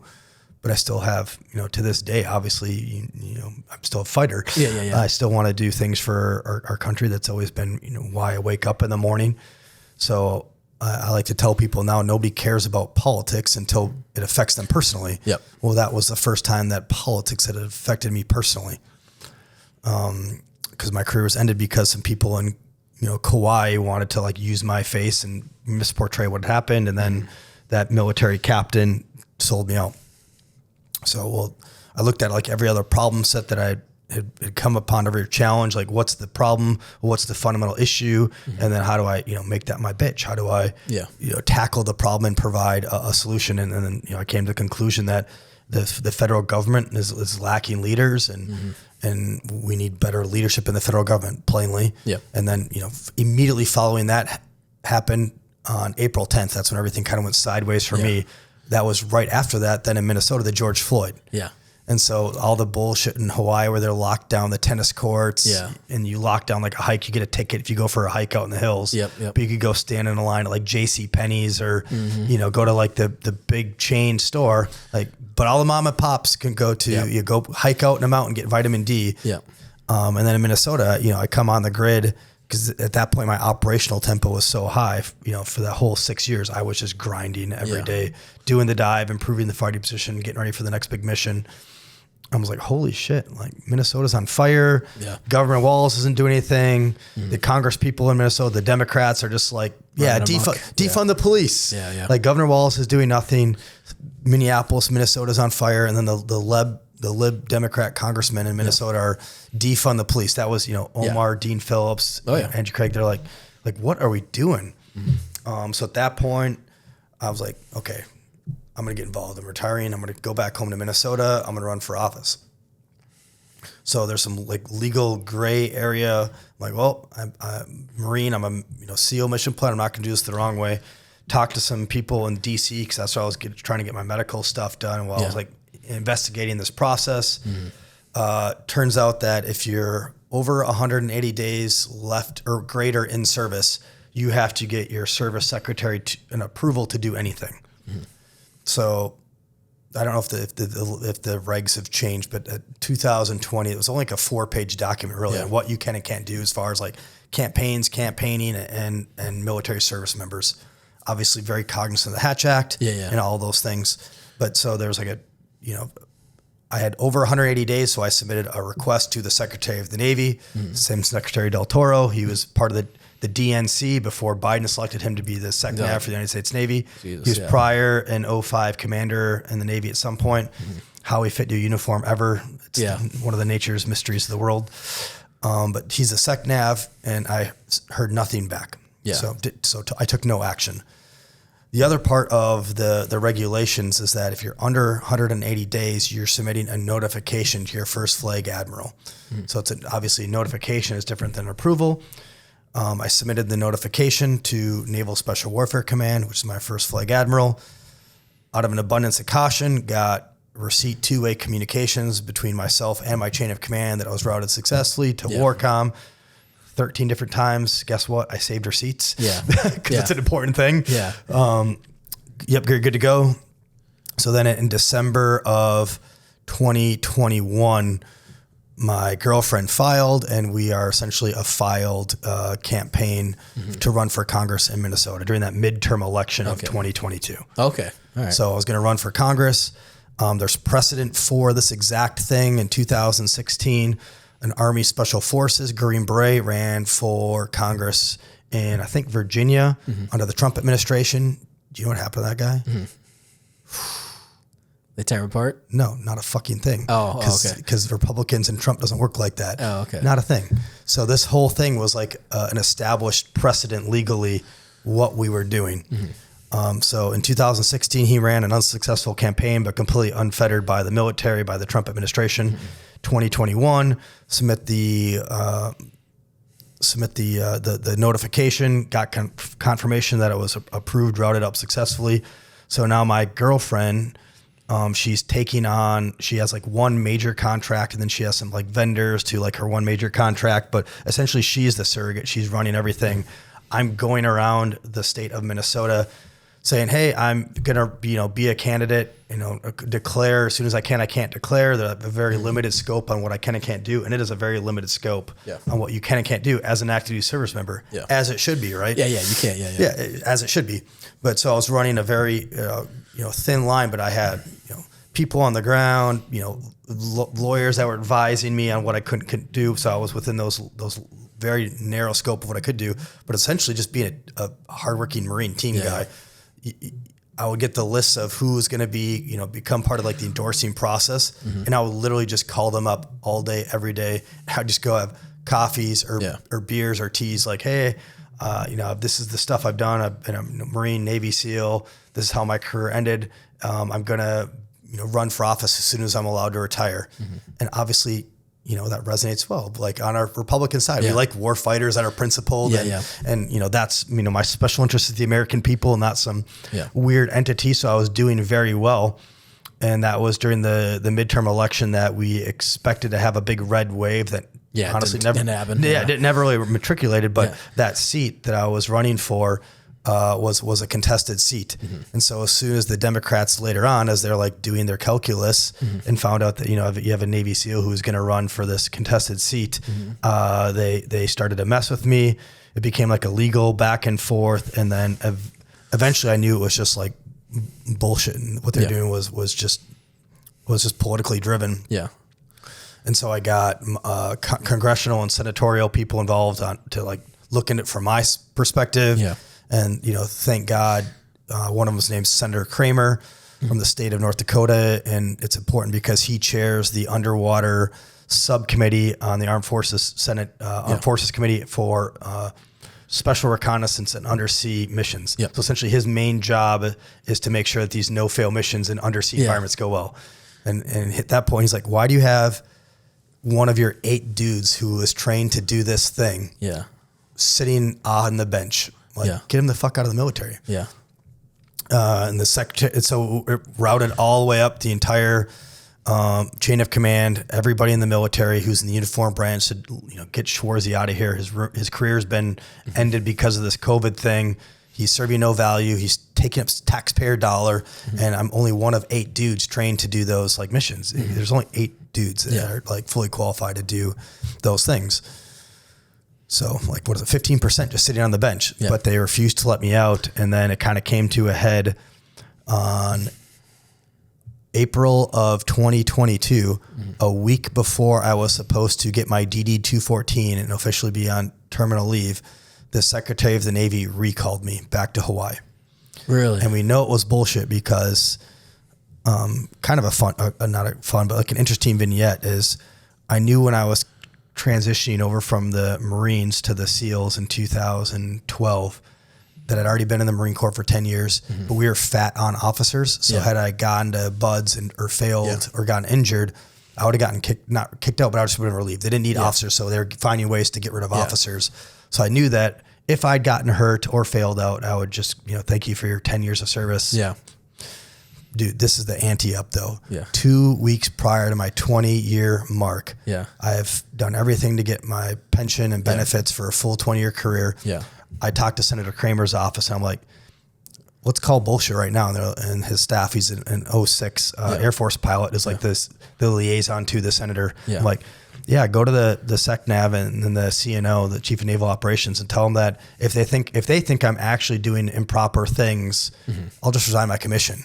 Yeah. Like, this is a huge win for the taxpayers. Yeah. Like, they don't have to pay me a retirement. I don't get benefits. I'm just going to put it all on the table. And he's like, he's in 06. He's like, yo, I'll do this for you, but I want you to know what you are telling me, that you're going to leave your whole 20-year career minus 2 weeks short just to run the dice that this is what's going on. I'm like, send it. Yeah.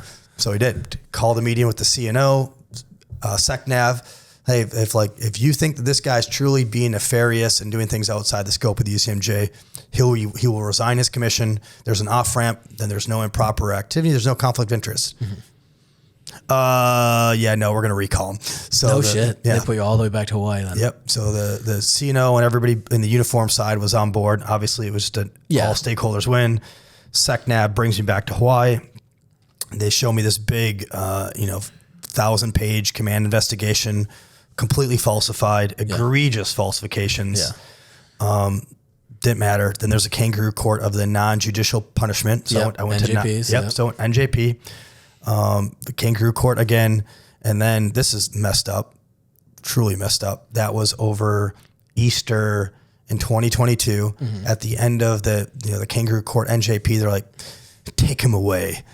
So I got cuffed up and I got taken to a Navy brig on Ford Island. No shit. A fucking U.S. naval officer who has never broken a crime or done anything wrong his entire life. Yeah. They put me in confinement and they didn't even tell my family. No shit. I got renditioned, bro. Yeah. Like, my girlfriend was on another island on a trip, but had one of my best friends from my Marine days not been visiting island just to be with me at that time. Had he not been there, because he let me go get a toothbrush from my house, took my phone and everything, my girlfriend would have gotten home from that weekend trip and I just would have been gone. Yeah. Oh shit. That's wild. That's wild. So what do they try getting you? I mean, I that's why I always hate the NJP kangaroo court. That is the only thing that scared the shit about the military. My wife is shocked that there's no due process. Yeah, we need to fix that. There's no due process in the military. Yeah, we need to fix that. Yeah. My story is we need to fix that. Yeah. Because it was all politics, but so I went to the Navy Penn Subyard brig, was sailors that were getting kicked out for peddling drugs and stuff. And the whole reason it was over the endorsing convention for that congressional race that I was going to get involved with. They didn't want me to be able to talk to anybody. They didn't want it to be like a coup that they were meddling in a midterm election. So I was under lock and key, essentially, while that one happened. And then, spoiler alert, after the convention ended, I was let out on good behavior out of my confinement. 2 weeks later or something? 2 weeks later. No shit. Yeah. So then what happened? I mean, you're suing them now. I mean, did you obviously get out? So that's a different thing. So the Kauai, the way the career ended, completely separate from this chapter. People are always like, oh, how this all ties together. No, so it's very two separate events. Very first time in my life, 18 and a half years, and I saw bad leadership. That ended my career. Then I'm just trying to fix the problem. New leadership, new command. I get the idea how I'm going to solve the problem, be part of the machine, right? And then now it's the very sinister, very corrupt, truly midterm election meddling in the most overt ways, right? This is a daylight robbery. That this happened.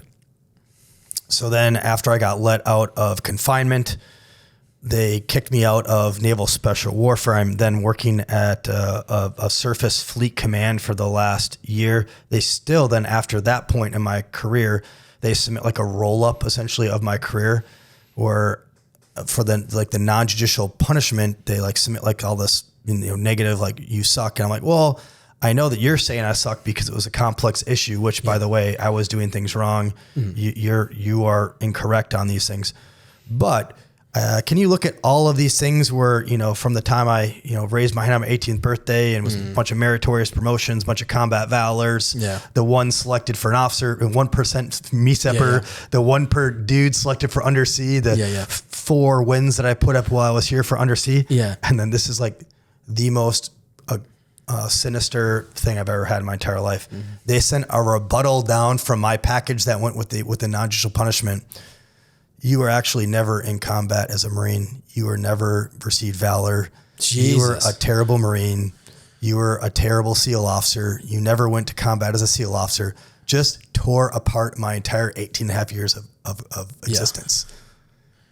Man. Yeah, that's a kick in the fucking gut. I lay down like on the ground and I almost started a SIG 226. And to think that they had those were SEAL officers that wrote that. SEAL officers in their JAG, but there's a SEAL.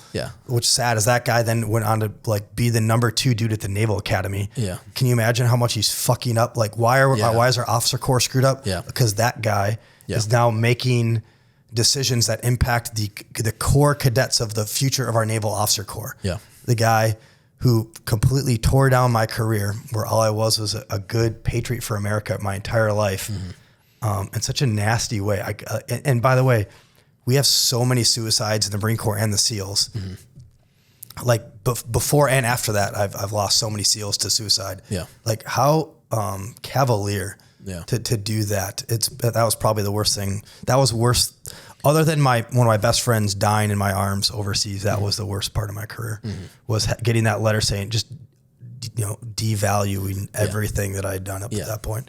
So that was rough. And thank God I had a girl in my life who I owe my life to, who supported me through that. And then Senator Kramer and his team, they obviously were angry. A lot of people were then angry. There was like 300 people in Minnesota that wrote letters. Some of them were field and general grade officers to the Navy. Like, we're here. I mean, some of these guys are, again, field grade officers. Like, what is going on? We like this guy. He was doing things, by the book. And now all of a sudden he's gone. He's ghosted.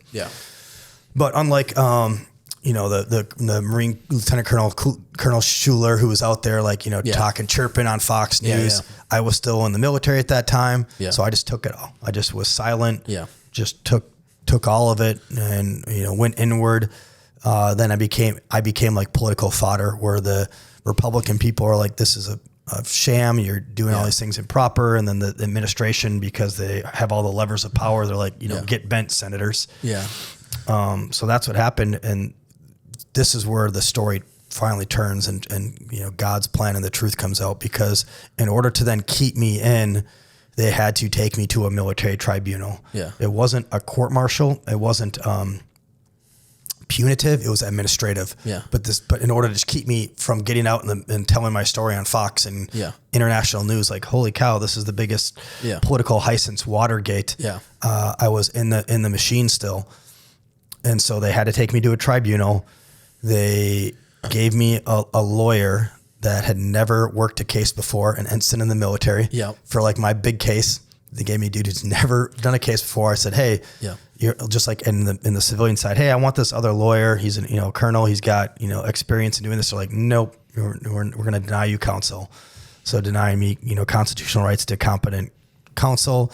They stacked like a 5-person high-powered prosecuting attorney and like an 04 and 3 03s and like a lieutenant JHG to carry their briefcases. So like a 5-person legal team. And then they, in the military tribunal, part of like the jury, it's just high-ranking senior officers. 2 of those high-ranking officers were within my immediate command. That were just fleshed out the NJP. So it's like, oh, sure, no conflict of interest here. Just try to egregiously, again, and overtly stack the cards against me, but truth prevailed.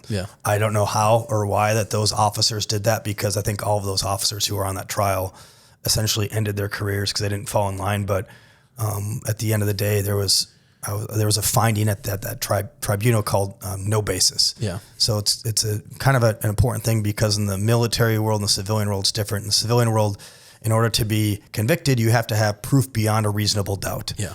In the military legal world, there just has to be what's called a preponderance of evidence. Mm-hmm. Like, you're wearing that bracelet, so there's a fingerprint on that bracelet. We don't know if like that, you're guilty or not, but you're wearing a bracelet with a fingerprint. Yeah. There's preponderance of evidence. Ergo, we're either going to screw you over or we're not going to screw you over. But they're like, you got some blood on you, right? No basis, no preponderance of evidence for all the 15 charges that they'd thrown at me. So that was obviously amazing, a godsend that the truth was finally out. And then obviously you have the Senate and the political beings even more fired up at that point. So they haul the SecNav Del Toro into a no shit, like an actual Senate hearing. And he just lies through his teeth. He tries to feign not knowing my case, but then also saying I was violating the Hatch Act. Mm-hmm. This is after his own Navy, the Biden administration's Navy, had already cleared me of violating the Hatch Act and any sort of improper activity. Ironically, like 3 months after that whole spiel, the SecNav Del Toro was then found guilty of violating the Hatch Act by the Biden administration. Yeah. It's like, what's the German Nazi thing? Not that I'm calling them Nazis, but the Joseph Goebbels was like, do what you're accusing your enemy of doing at the same time you're accusing him to cause chaos and disarray. Yeah. Like he was like, Schwarze, he's violated the Hatch Act, but they were violating the Hatch Act. Yeah. He was doing some other shady shit too. So that guy's probably going to go to jail now, which is awesome. Yeah. But yeah, so completely cleared that. And then the SecNav was found guilty of violating the Hatch Act by the Biden administration.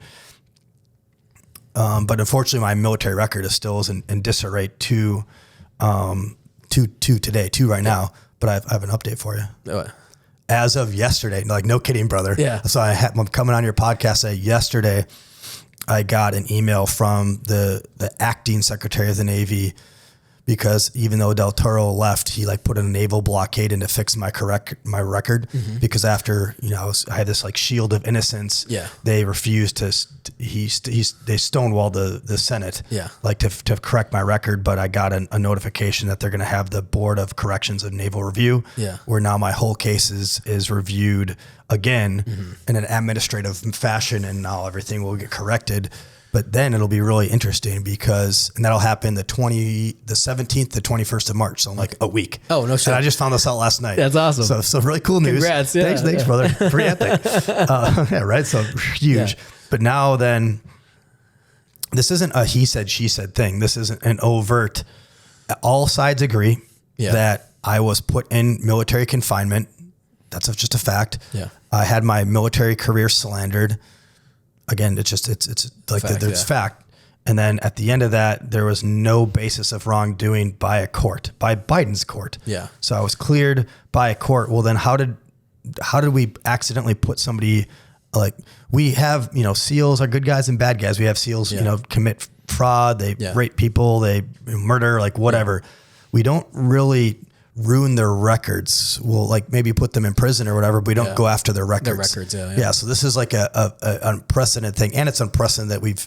Did you know any officers who ever put in confinement or rendition? Not even their family. I mean, like enlisted. Yeah, it's always enlisted or something. Yeah. So it's just a wild story, but we'll have this corrective board here in about a week, and then there's I'm going to go to the news, obviously, because.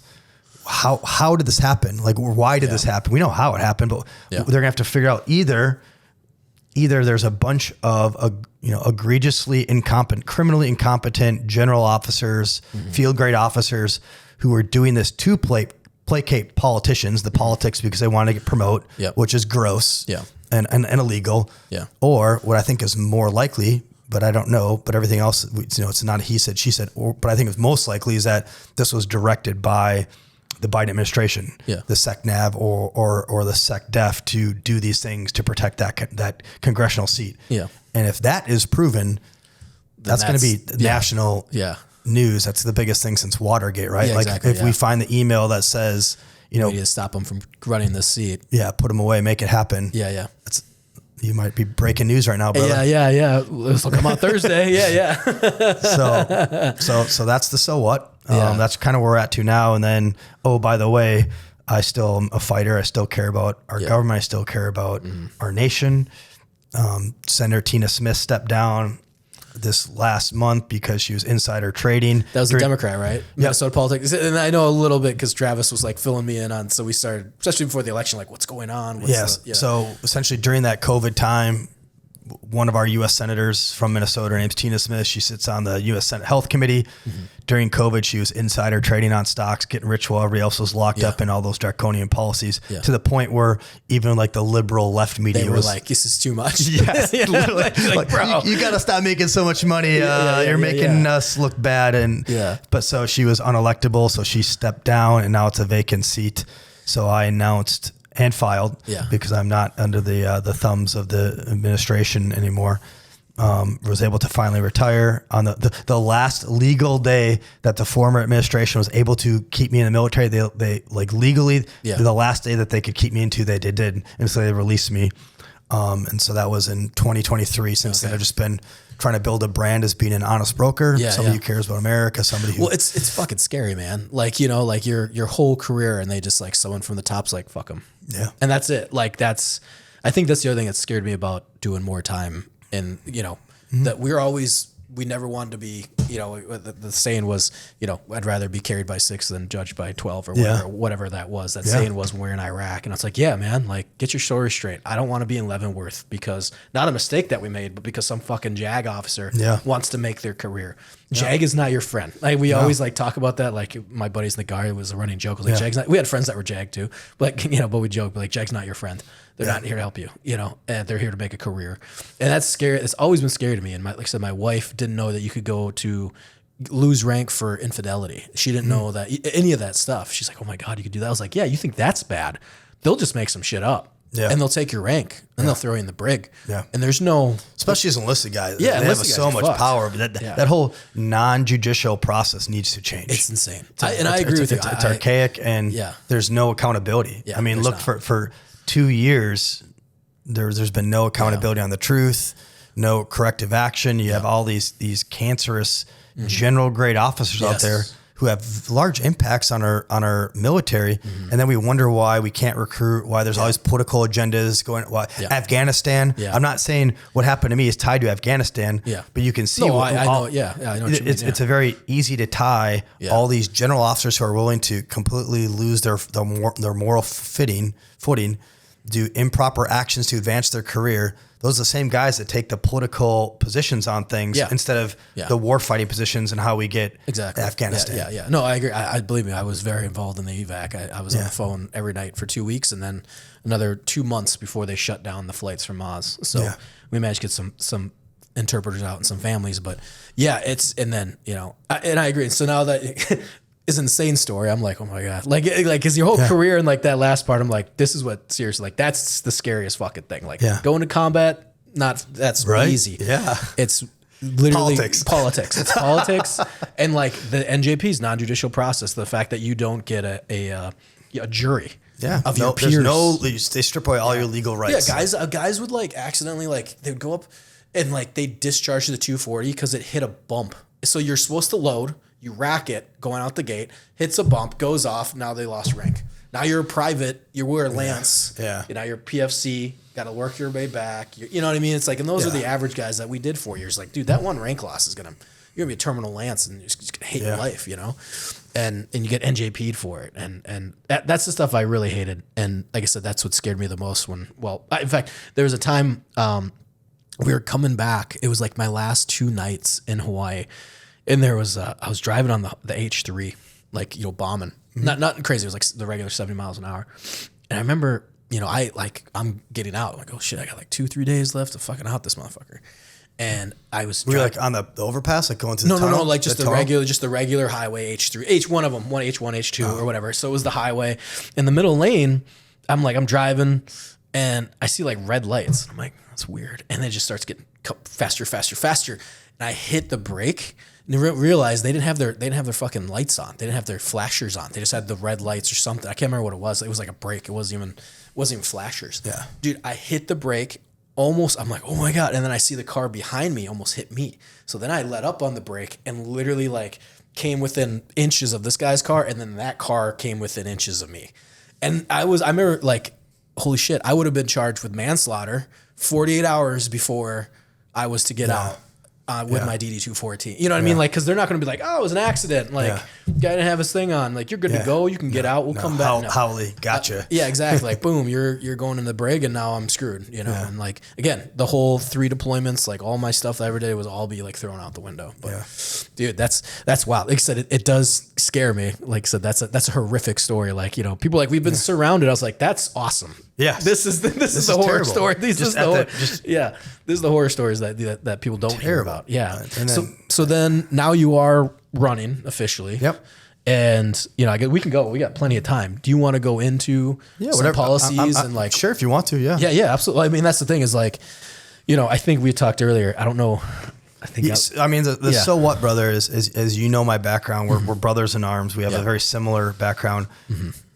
I would imagine if you were to run for office, you'd be very similar. Like a party, like certainly we have more values that are aligned with the Republican Party, but we fought our whole life for America, not for a party, not for a political entity. It's just one side of the political spectrum right now is radical and does not support the American values that any Minnesotan was raised on. I know. And it's funny too, because my wife, she's a Democrat liberal, you know, but we met prior 2016. And I always tell people that was like the golden age of dating, like in Minnesota and before politics, man. Like I got out in 2009. I dated, you know, off and on for years and like never was an issue. Yeah. No one cared. I'd be like, I think Bush did some good thing, you know, and they're like, oh, okay, you know, I vote for Obama. No one cared. Yep. You know, it was like, oh, you fought in Afghanistan. Oh, cool. You know, like there was no animosity. And like no one looked down on you, especially like me. Like I hadn't gone to college, but I was partying with college kids. I'd be like, oh yeah. I was working with the CIA right now and I'm working on my bachelor's, but I did 3 deployments. And they'd just be like, well, shit, man. You know, I'd be like, do you want a drink? Because let's just hang out.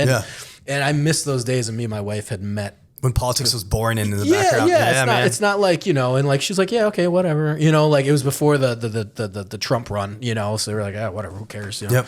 But no, I agree with you, man. I think the Minnesota with the, you know, and my wife, you know, she says it to me and obviously I'm shouting out to my podcast listeners, but the, you know, she even admits that point. So she's just like with the wall stuff. She's like, who is this guy? Like, what's going on? Like, why, you know, when especially when Biden, like you saw him die like on stage and Trump's just like her dad was like, what the fuck's going on? You know, and they're all Democrats, which is totally cool. But they were like, what's going on? Well, they were lied to. Yeah. Well, again, and I think people don't. They're getting it though. I mean, that's why Trump won by truly a mandate of the popular vote, which hasn't happened in a long time for a Republican candidate. People aren't stupid. Well, it just got so like, you know, because you didn't need, you know, I think now everything is so out there that I don't want to say that you need to pay attention, but like, I think you do now because now that stuff went from national level to now to in my schools. I have to know what these teachers are doing. Now I'm like, you know, you're running. I'm like, if I talk to my buddies in our group chat, I'm like,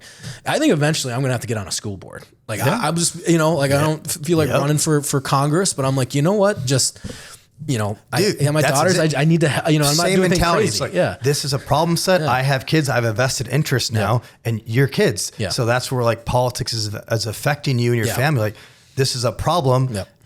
That's me. Same way. Except, you know, I've been, you know, all around the world, you know, 90 deployments, whatever, you know, been everywhere.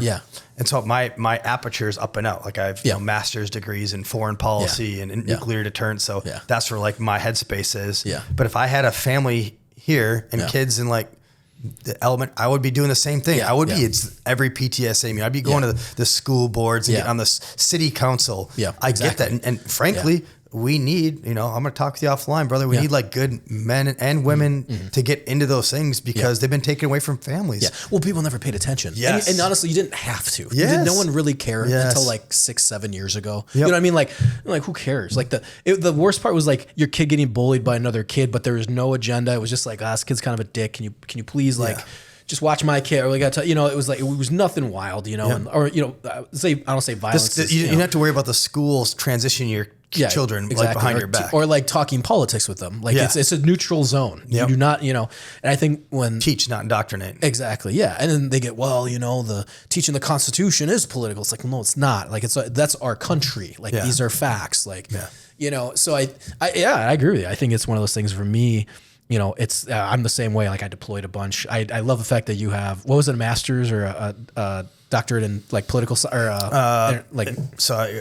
on my way out, I knew I was probably going to run for office, and I just wanted to become politically and strategically savvy on policy. So I went to Harvard and got a master's in international relations, then a master's certificate in international security, and a master's certificate in nuclear deterrence, and then just last year I finished up an MBA from Johns Hopkins. Awesome. That's great. And like, I missed my bachelor's degree, which was intelligence studies with a concentration of intelligence operations. I almost did international relations. At one point I was like, man, I could do like AMU does masters and PhDs. Oh yeah. I actually started at AMU before I went to the U. That's where I think most Marines. They're great. I loved it. It was great. Like I finished in 2.5 years as well. Like, so, and I was deploying as a contractor. I was like, I need the check in the box, but again, I'm a filmmaker first. So it's always like these like little side hustles. I told my wife, I was like, I was thinking about maybe going to Harvard and get my MBA. She's like, why? She's like, what? And I was like, well, my buddy Luke, a lot of Marines go, and they're like, well, they have a veteran program, and it'd be kind of cool to get, the reason you go to there is like for the network. Yeah, exactly. Yeah. The network on the back end. Yeah. But anyways, the when it comes to, local and then also national, international relations, I mean, it's like everyone's involved, and it's like, you should know what's going on. I think, and this is my opinion, we both know Travis, and I've talked with Travis openly on this podcast about, views when it came to Ukraine or Israel and whatnot.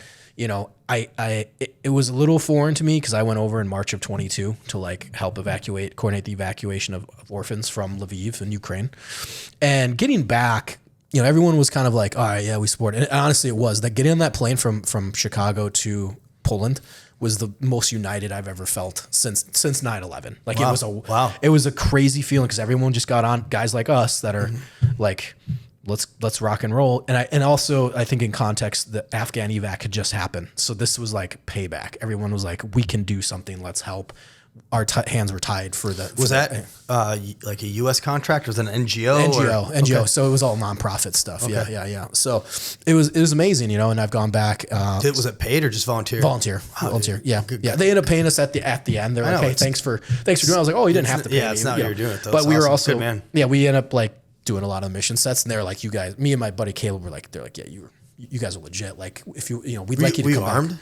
No, man, no. And there's I've been linking up with more and more guys now with counter human trafficking that were there at the same time that went in. They didn't go armed because if you go armed into like Bucha or like Irpin, they're going to shoot you, the Russians. So it was bad. The guys just went unarmed and were like rescuing families. It was wild. That's crazy. It was a. How close to like the lines were you? We were in Lviv, but like north of us was. I don't know that battlefield geometry. No.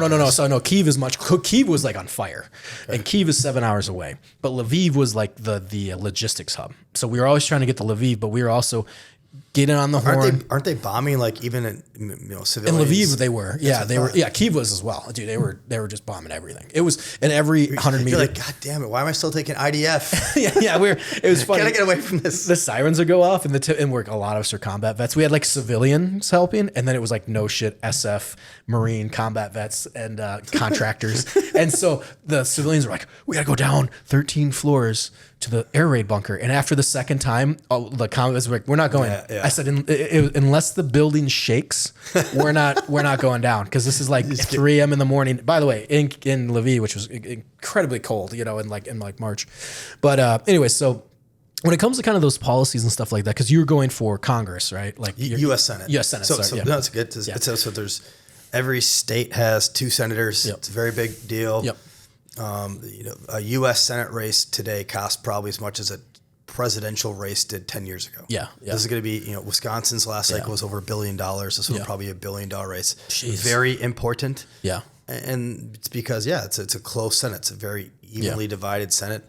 I'm I'm a constitutional conservativist, but I'm also a big fan of the framers and how our country was put together. Yeah. I think that we should have the judicial department and the legislative branch and the executive branch. They should be all in a power struggle. We should have 2 parties that they're in a power struggle. So we don't go off the rails. Unfortunately, just the left side has become so radicalized. They don't support any common sense, stuff anymore. What do you, and this is an opinion piece, what do you think that is? Because like why or what? Oh, why? I don't know. Because they analyze it all the time. And dude, we made fun of those kids in 2010. And the common theme is that those kids then went into HR and then they went into the companies. And then it's kind of spread like a disease. Yes, I think you just answered it. If you look at like firefighters, police, Marines, loggers, those are all extremely more often than not. They're people with conservative values. People that have these higher risk jobs.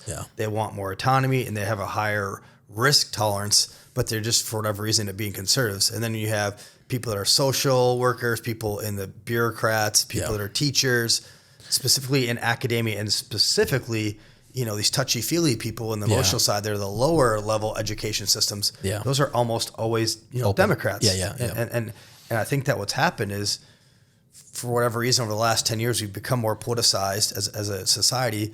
The people on the right, they're grounded in these values, the Constitution and these value sets. I Midwest values in the Marine Corps. That's like my basis. The people on the left, their goalposts is just continue to radicalize. They're not grounded on the left. They're just continuing to shift the goalposts more. I mean, you can look at this last election. They haven't learned anything. Peggy Flanagan, who's the only declared candidate for this U.S. Senate race. Her and Walz are openly about transitioning other people's children's. That's a wild. That's not like it's a 99% Republican thing, but it's also an 87%. It's 80-20. It's an 80-20. It's an 80-20 issue overall.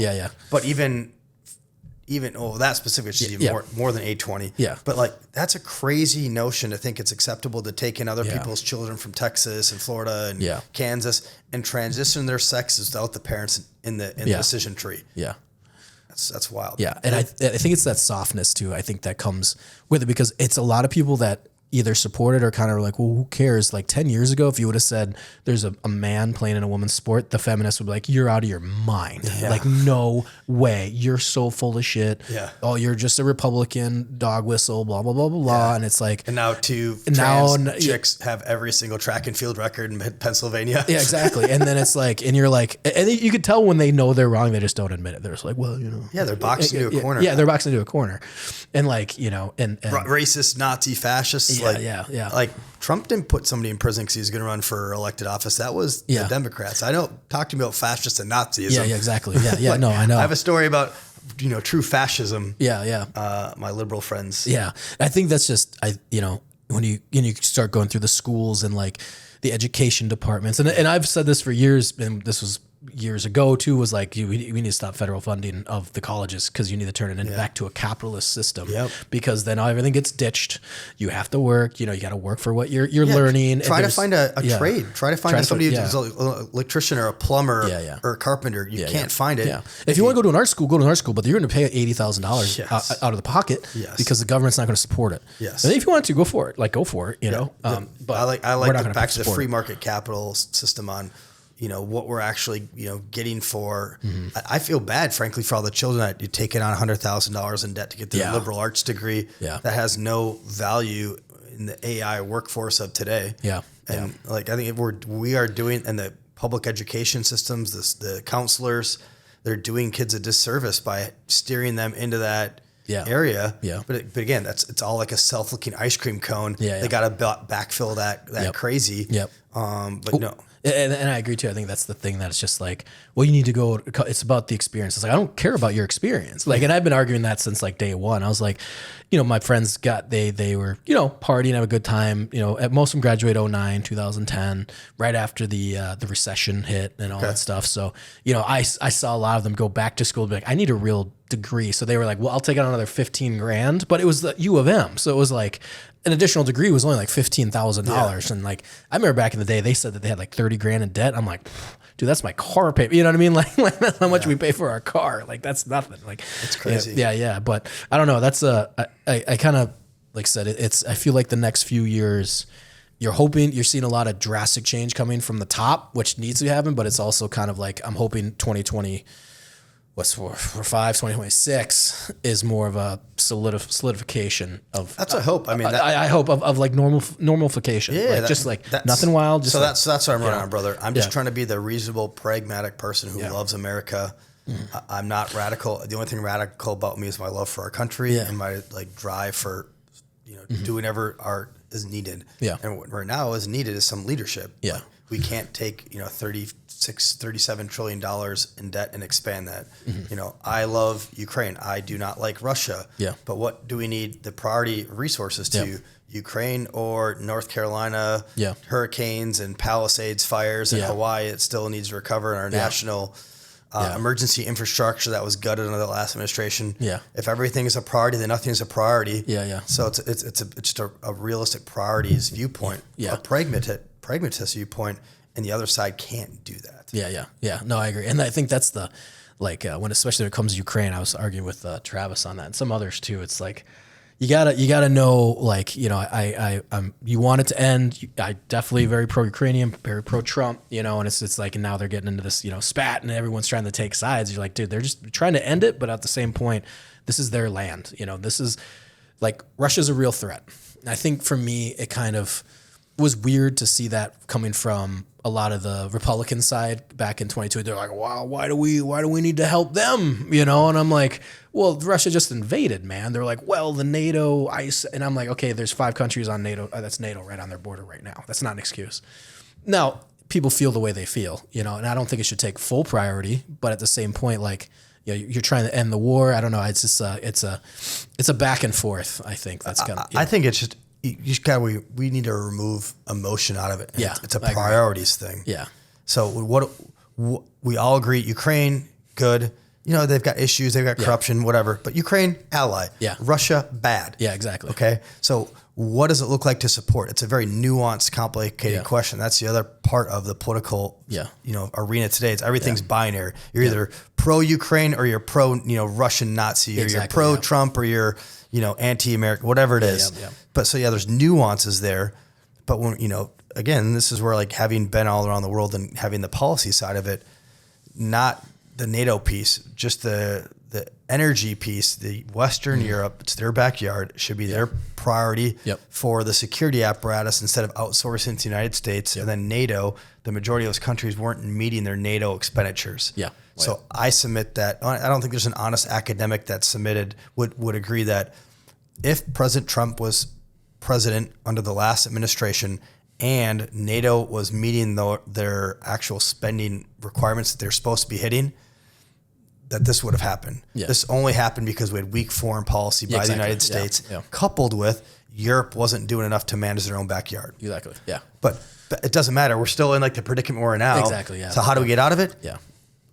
I agree with President Trump. We need to find an off-ramp for peace immediately because it's, again, we have other competing priorities that are more important than the Ukraine war. Yeah.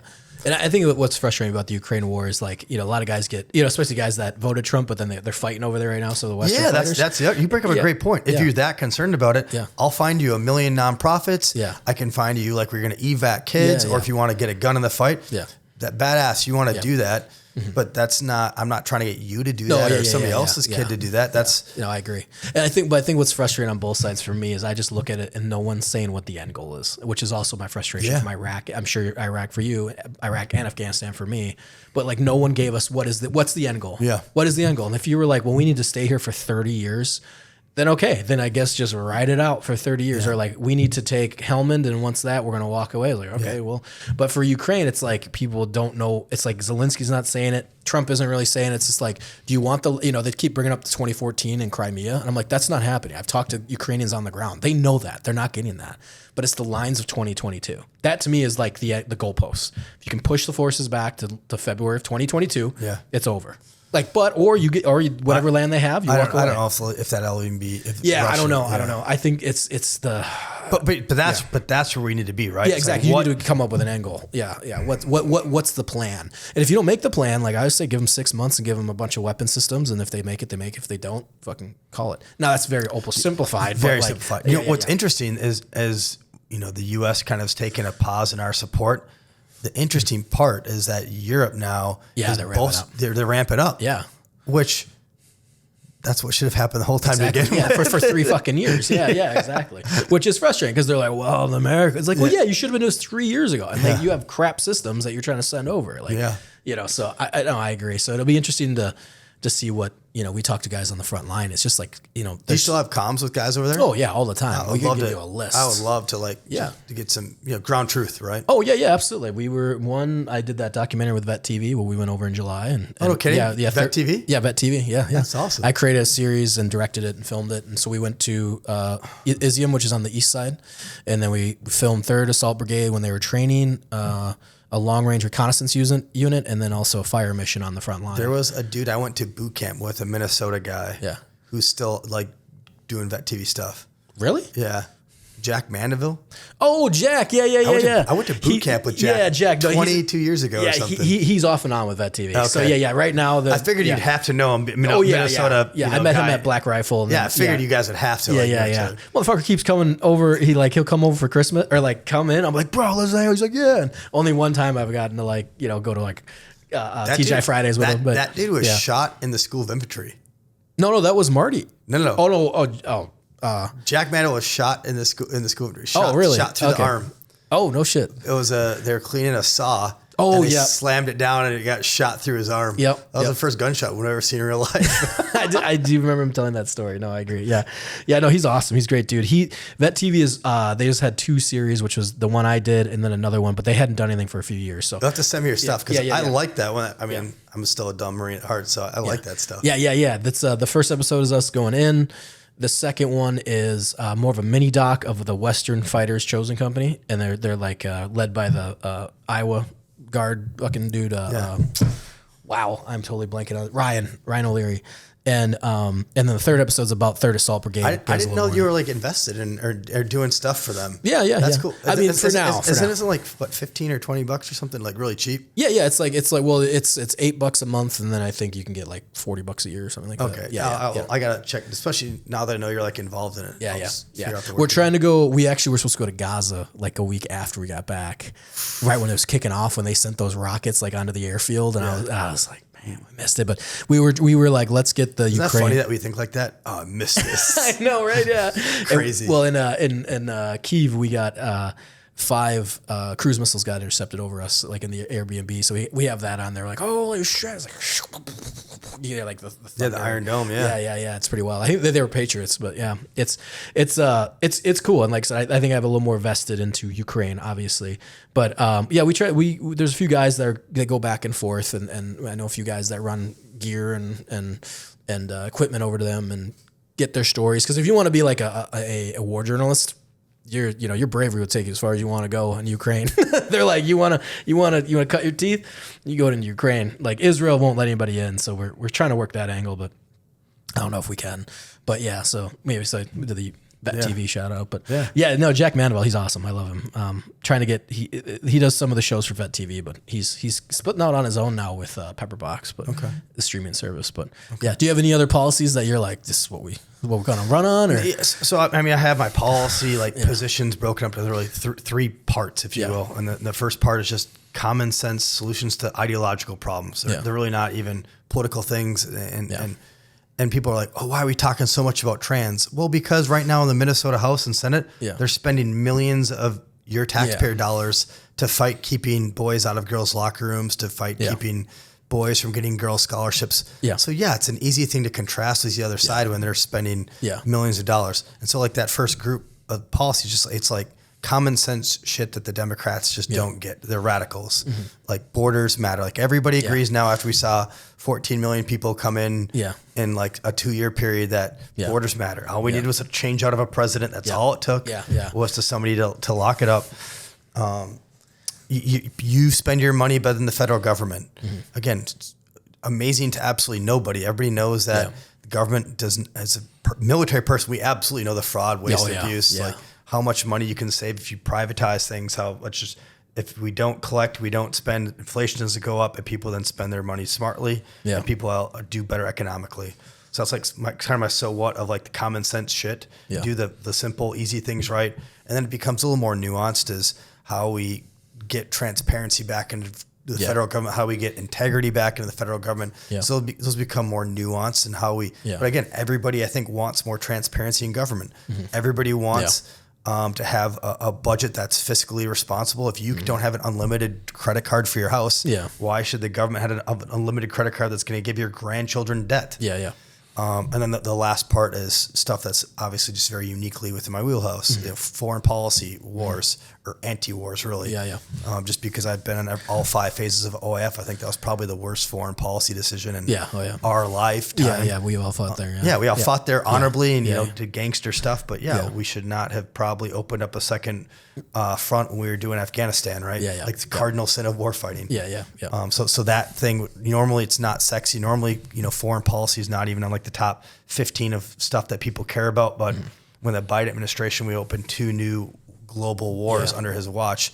People I think are like, oh shit, wars matter. And I can talk about wars from just an environmental standpoint, from a child slaver, child trafficking standpoint, to why it ties to our national security. So being able to just like hopefully have tie-ins makes it more palpable. But again, just coming off this last administration, people don't care. I mean, we're talking about Ukraine, right? We just talked about Ukraine for 15 minutes. So foreign policy, truly matters.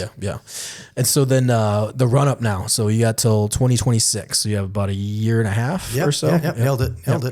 So the most critical part of the election is right now for me. Because I'm hoping to run as the, essentially we have, I don't know if probably don't know this, but another Minnesota Navy SEAL, U.S. Senator Tim Sheehy.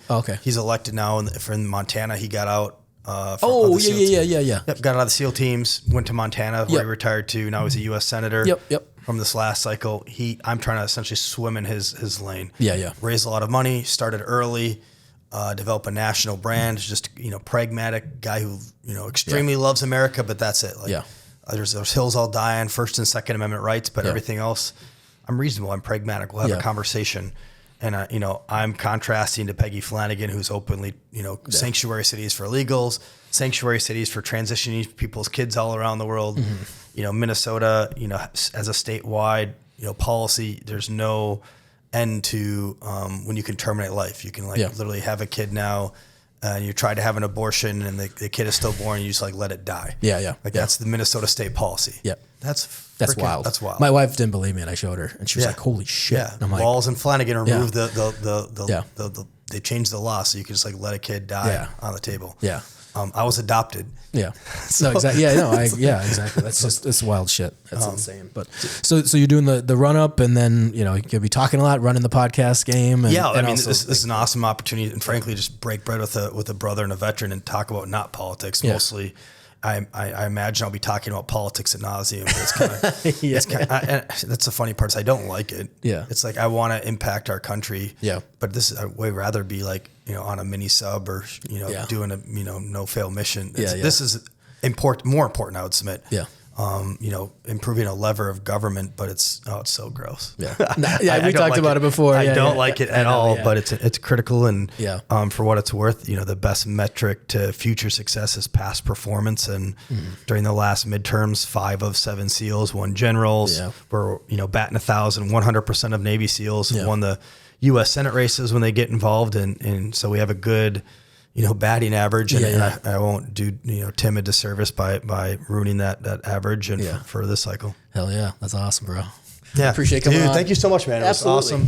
I'll do it again. Where can people find you? Like websites? Instagram? Thank you. Schwarze for Senate, just SCHWARZEFOR. Senate, SENATE. SchwarzeforSenate.com. I got a website. I got a WinRed if they want to donate to, just Google me, Schwarze for Senate. If you want to put in $5, if your 50 billion fans put on $1, the race would be over tomorrow. So, Facebook groups, but happy to chat to any of those methods, man. Awesome. Sounds great.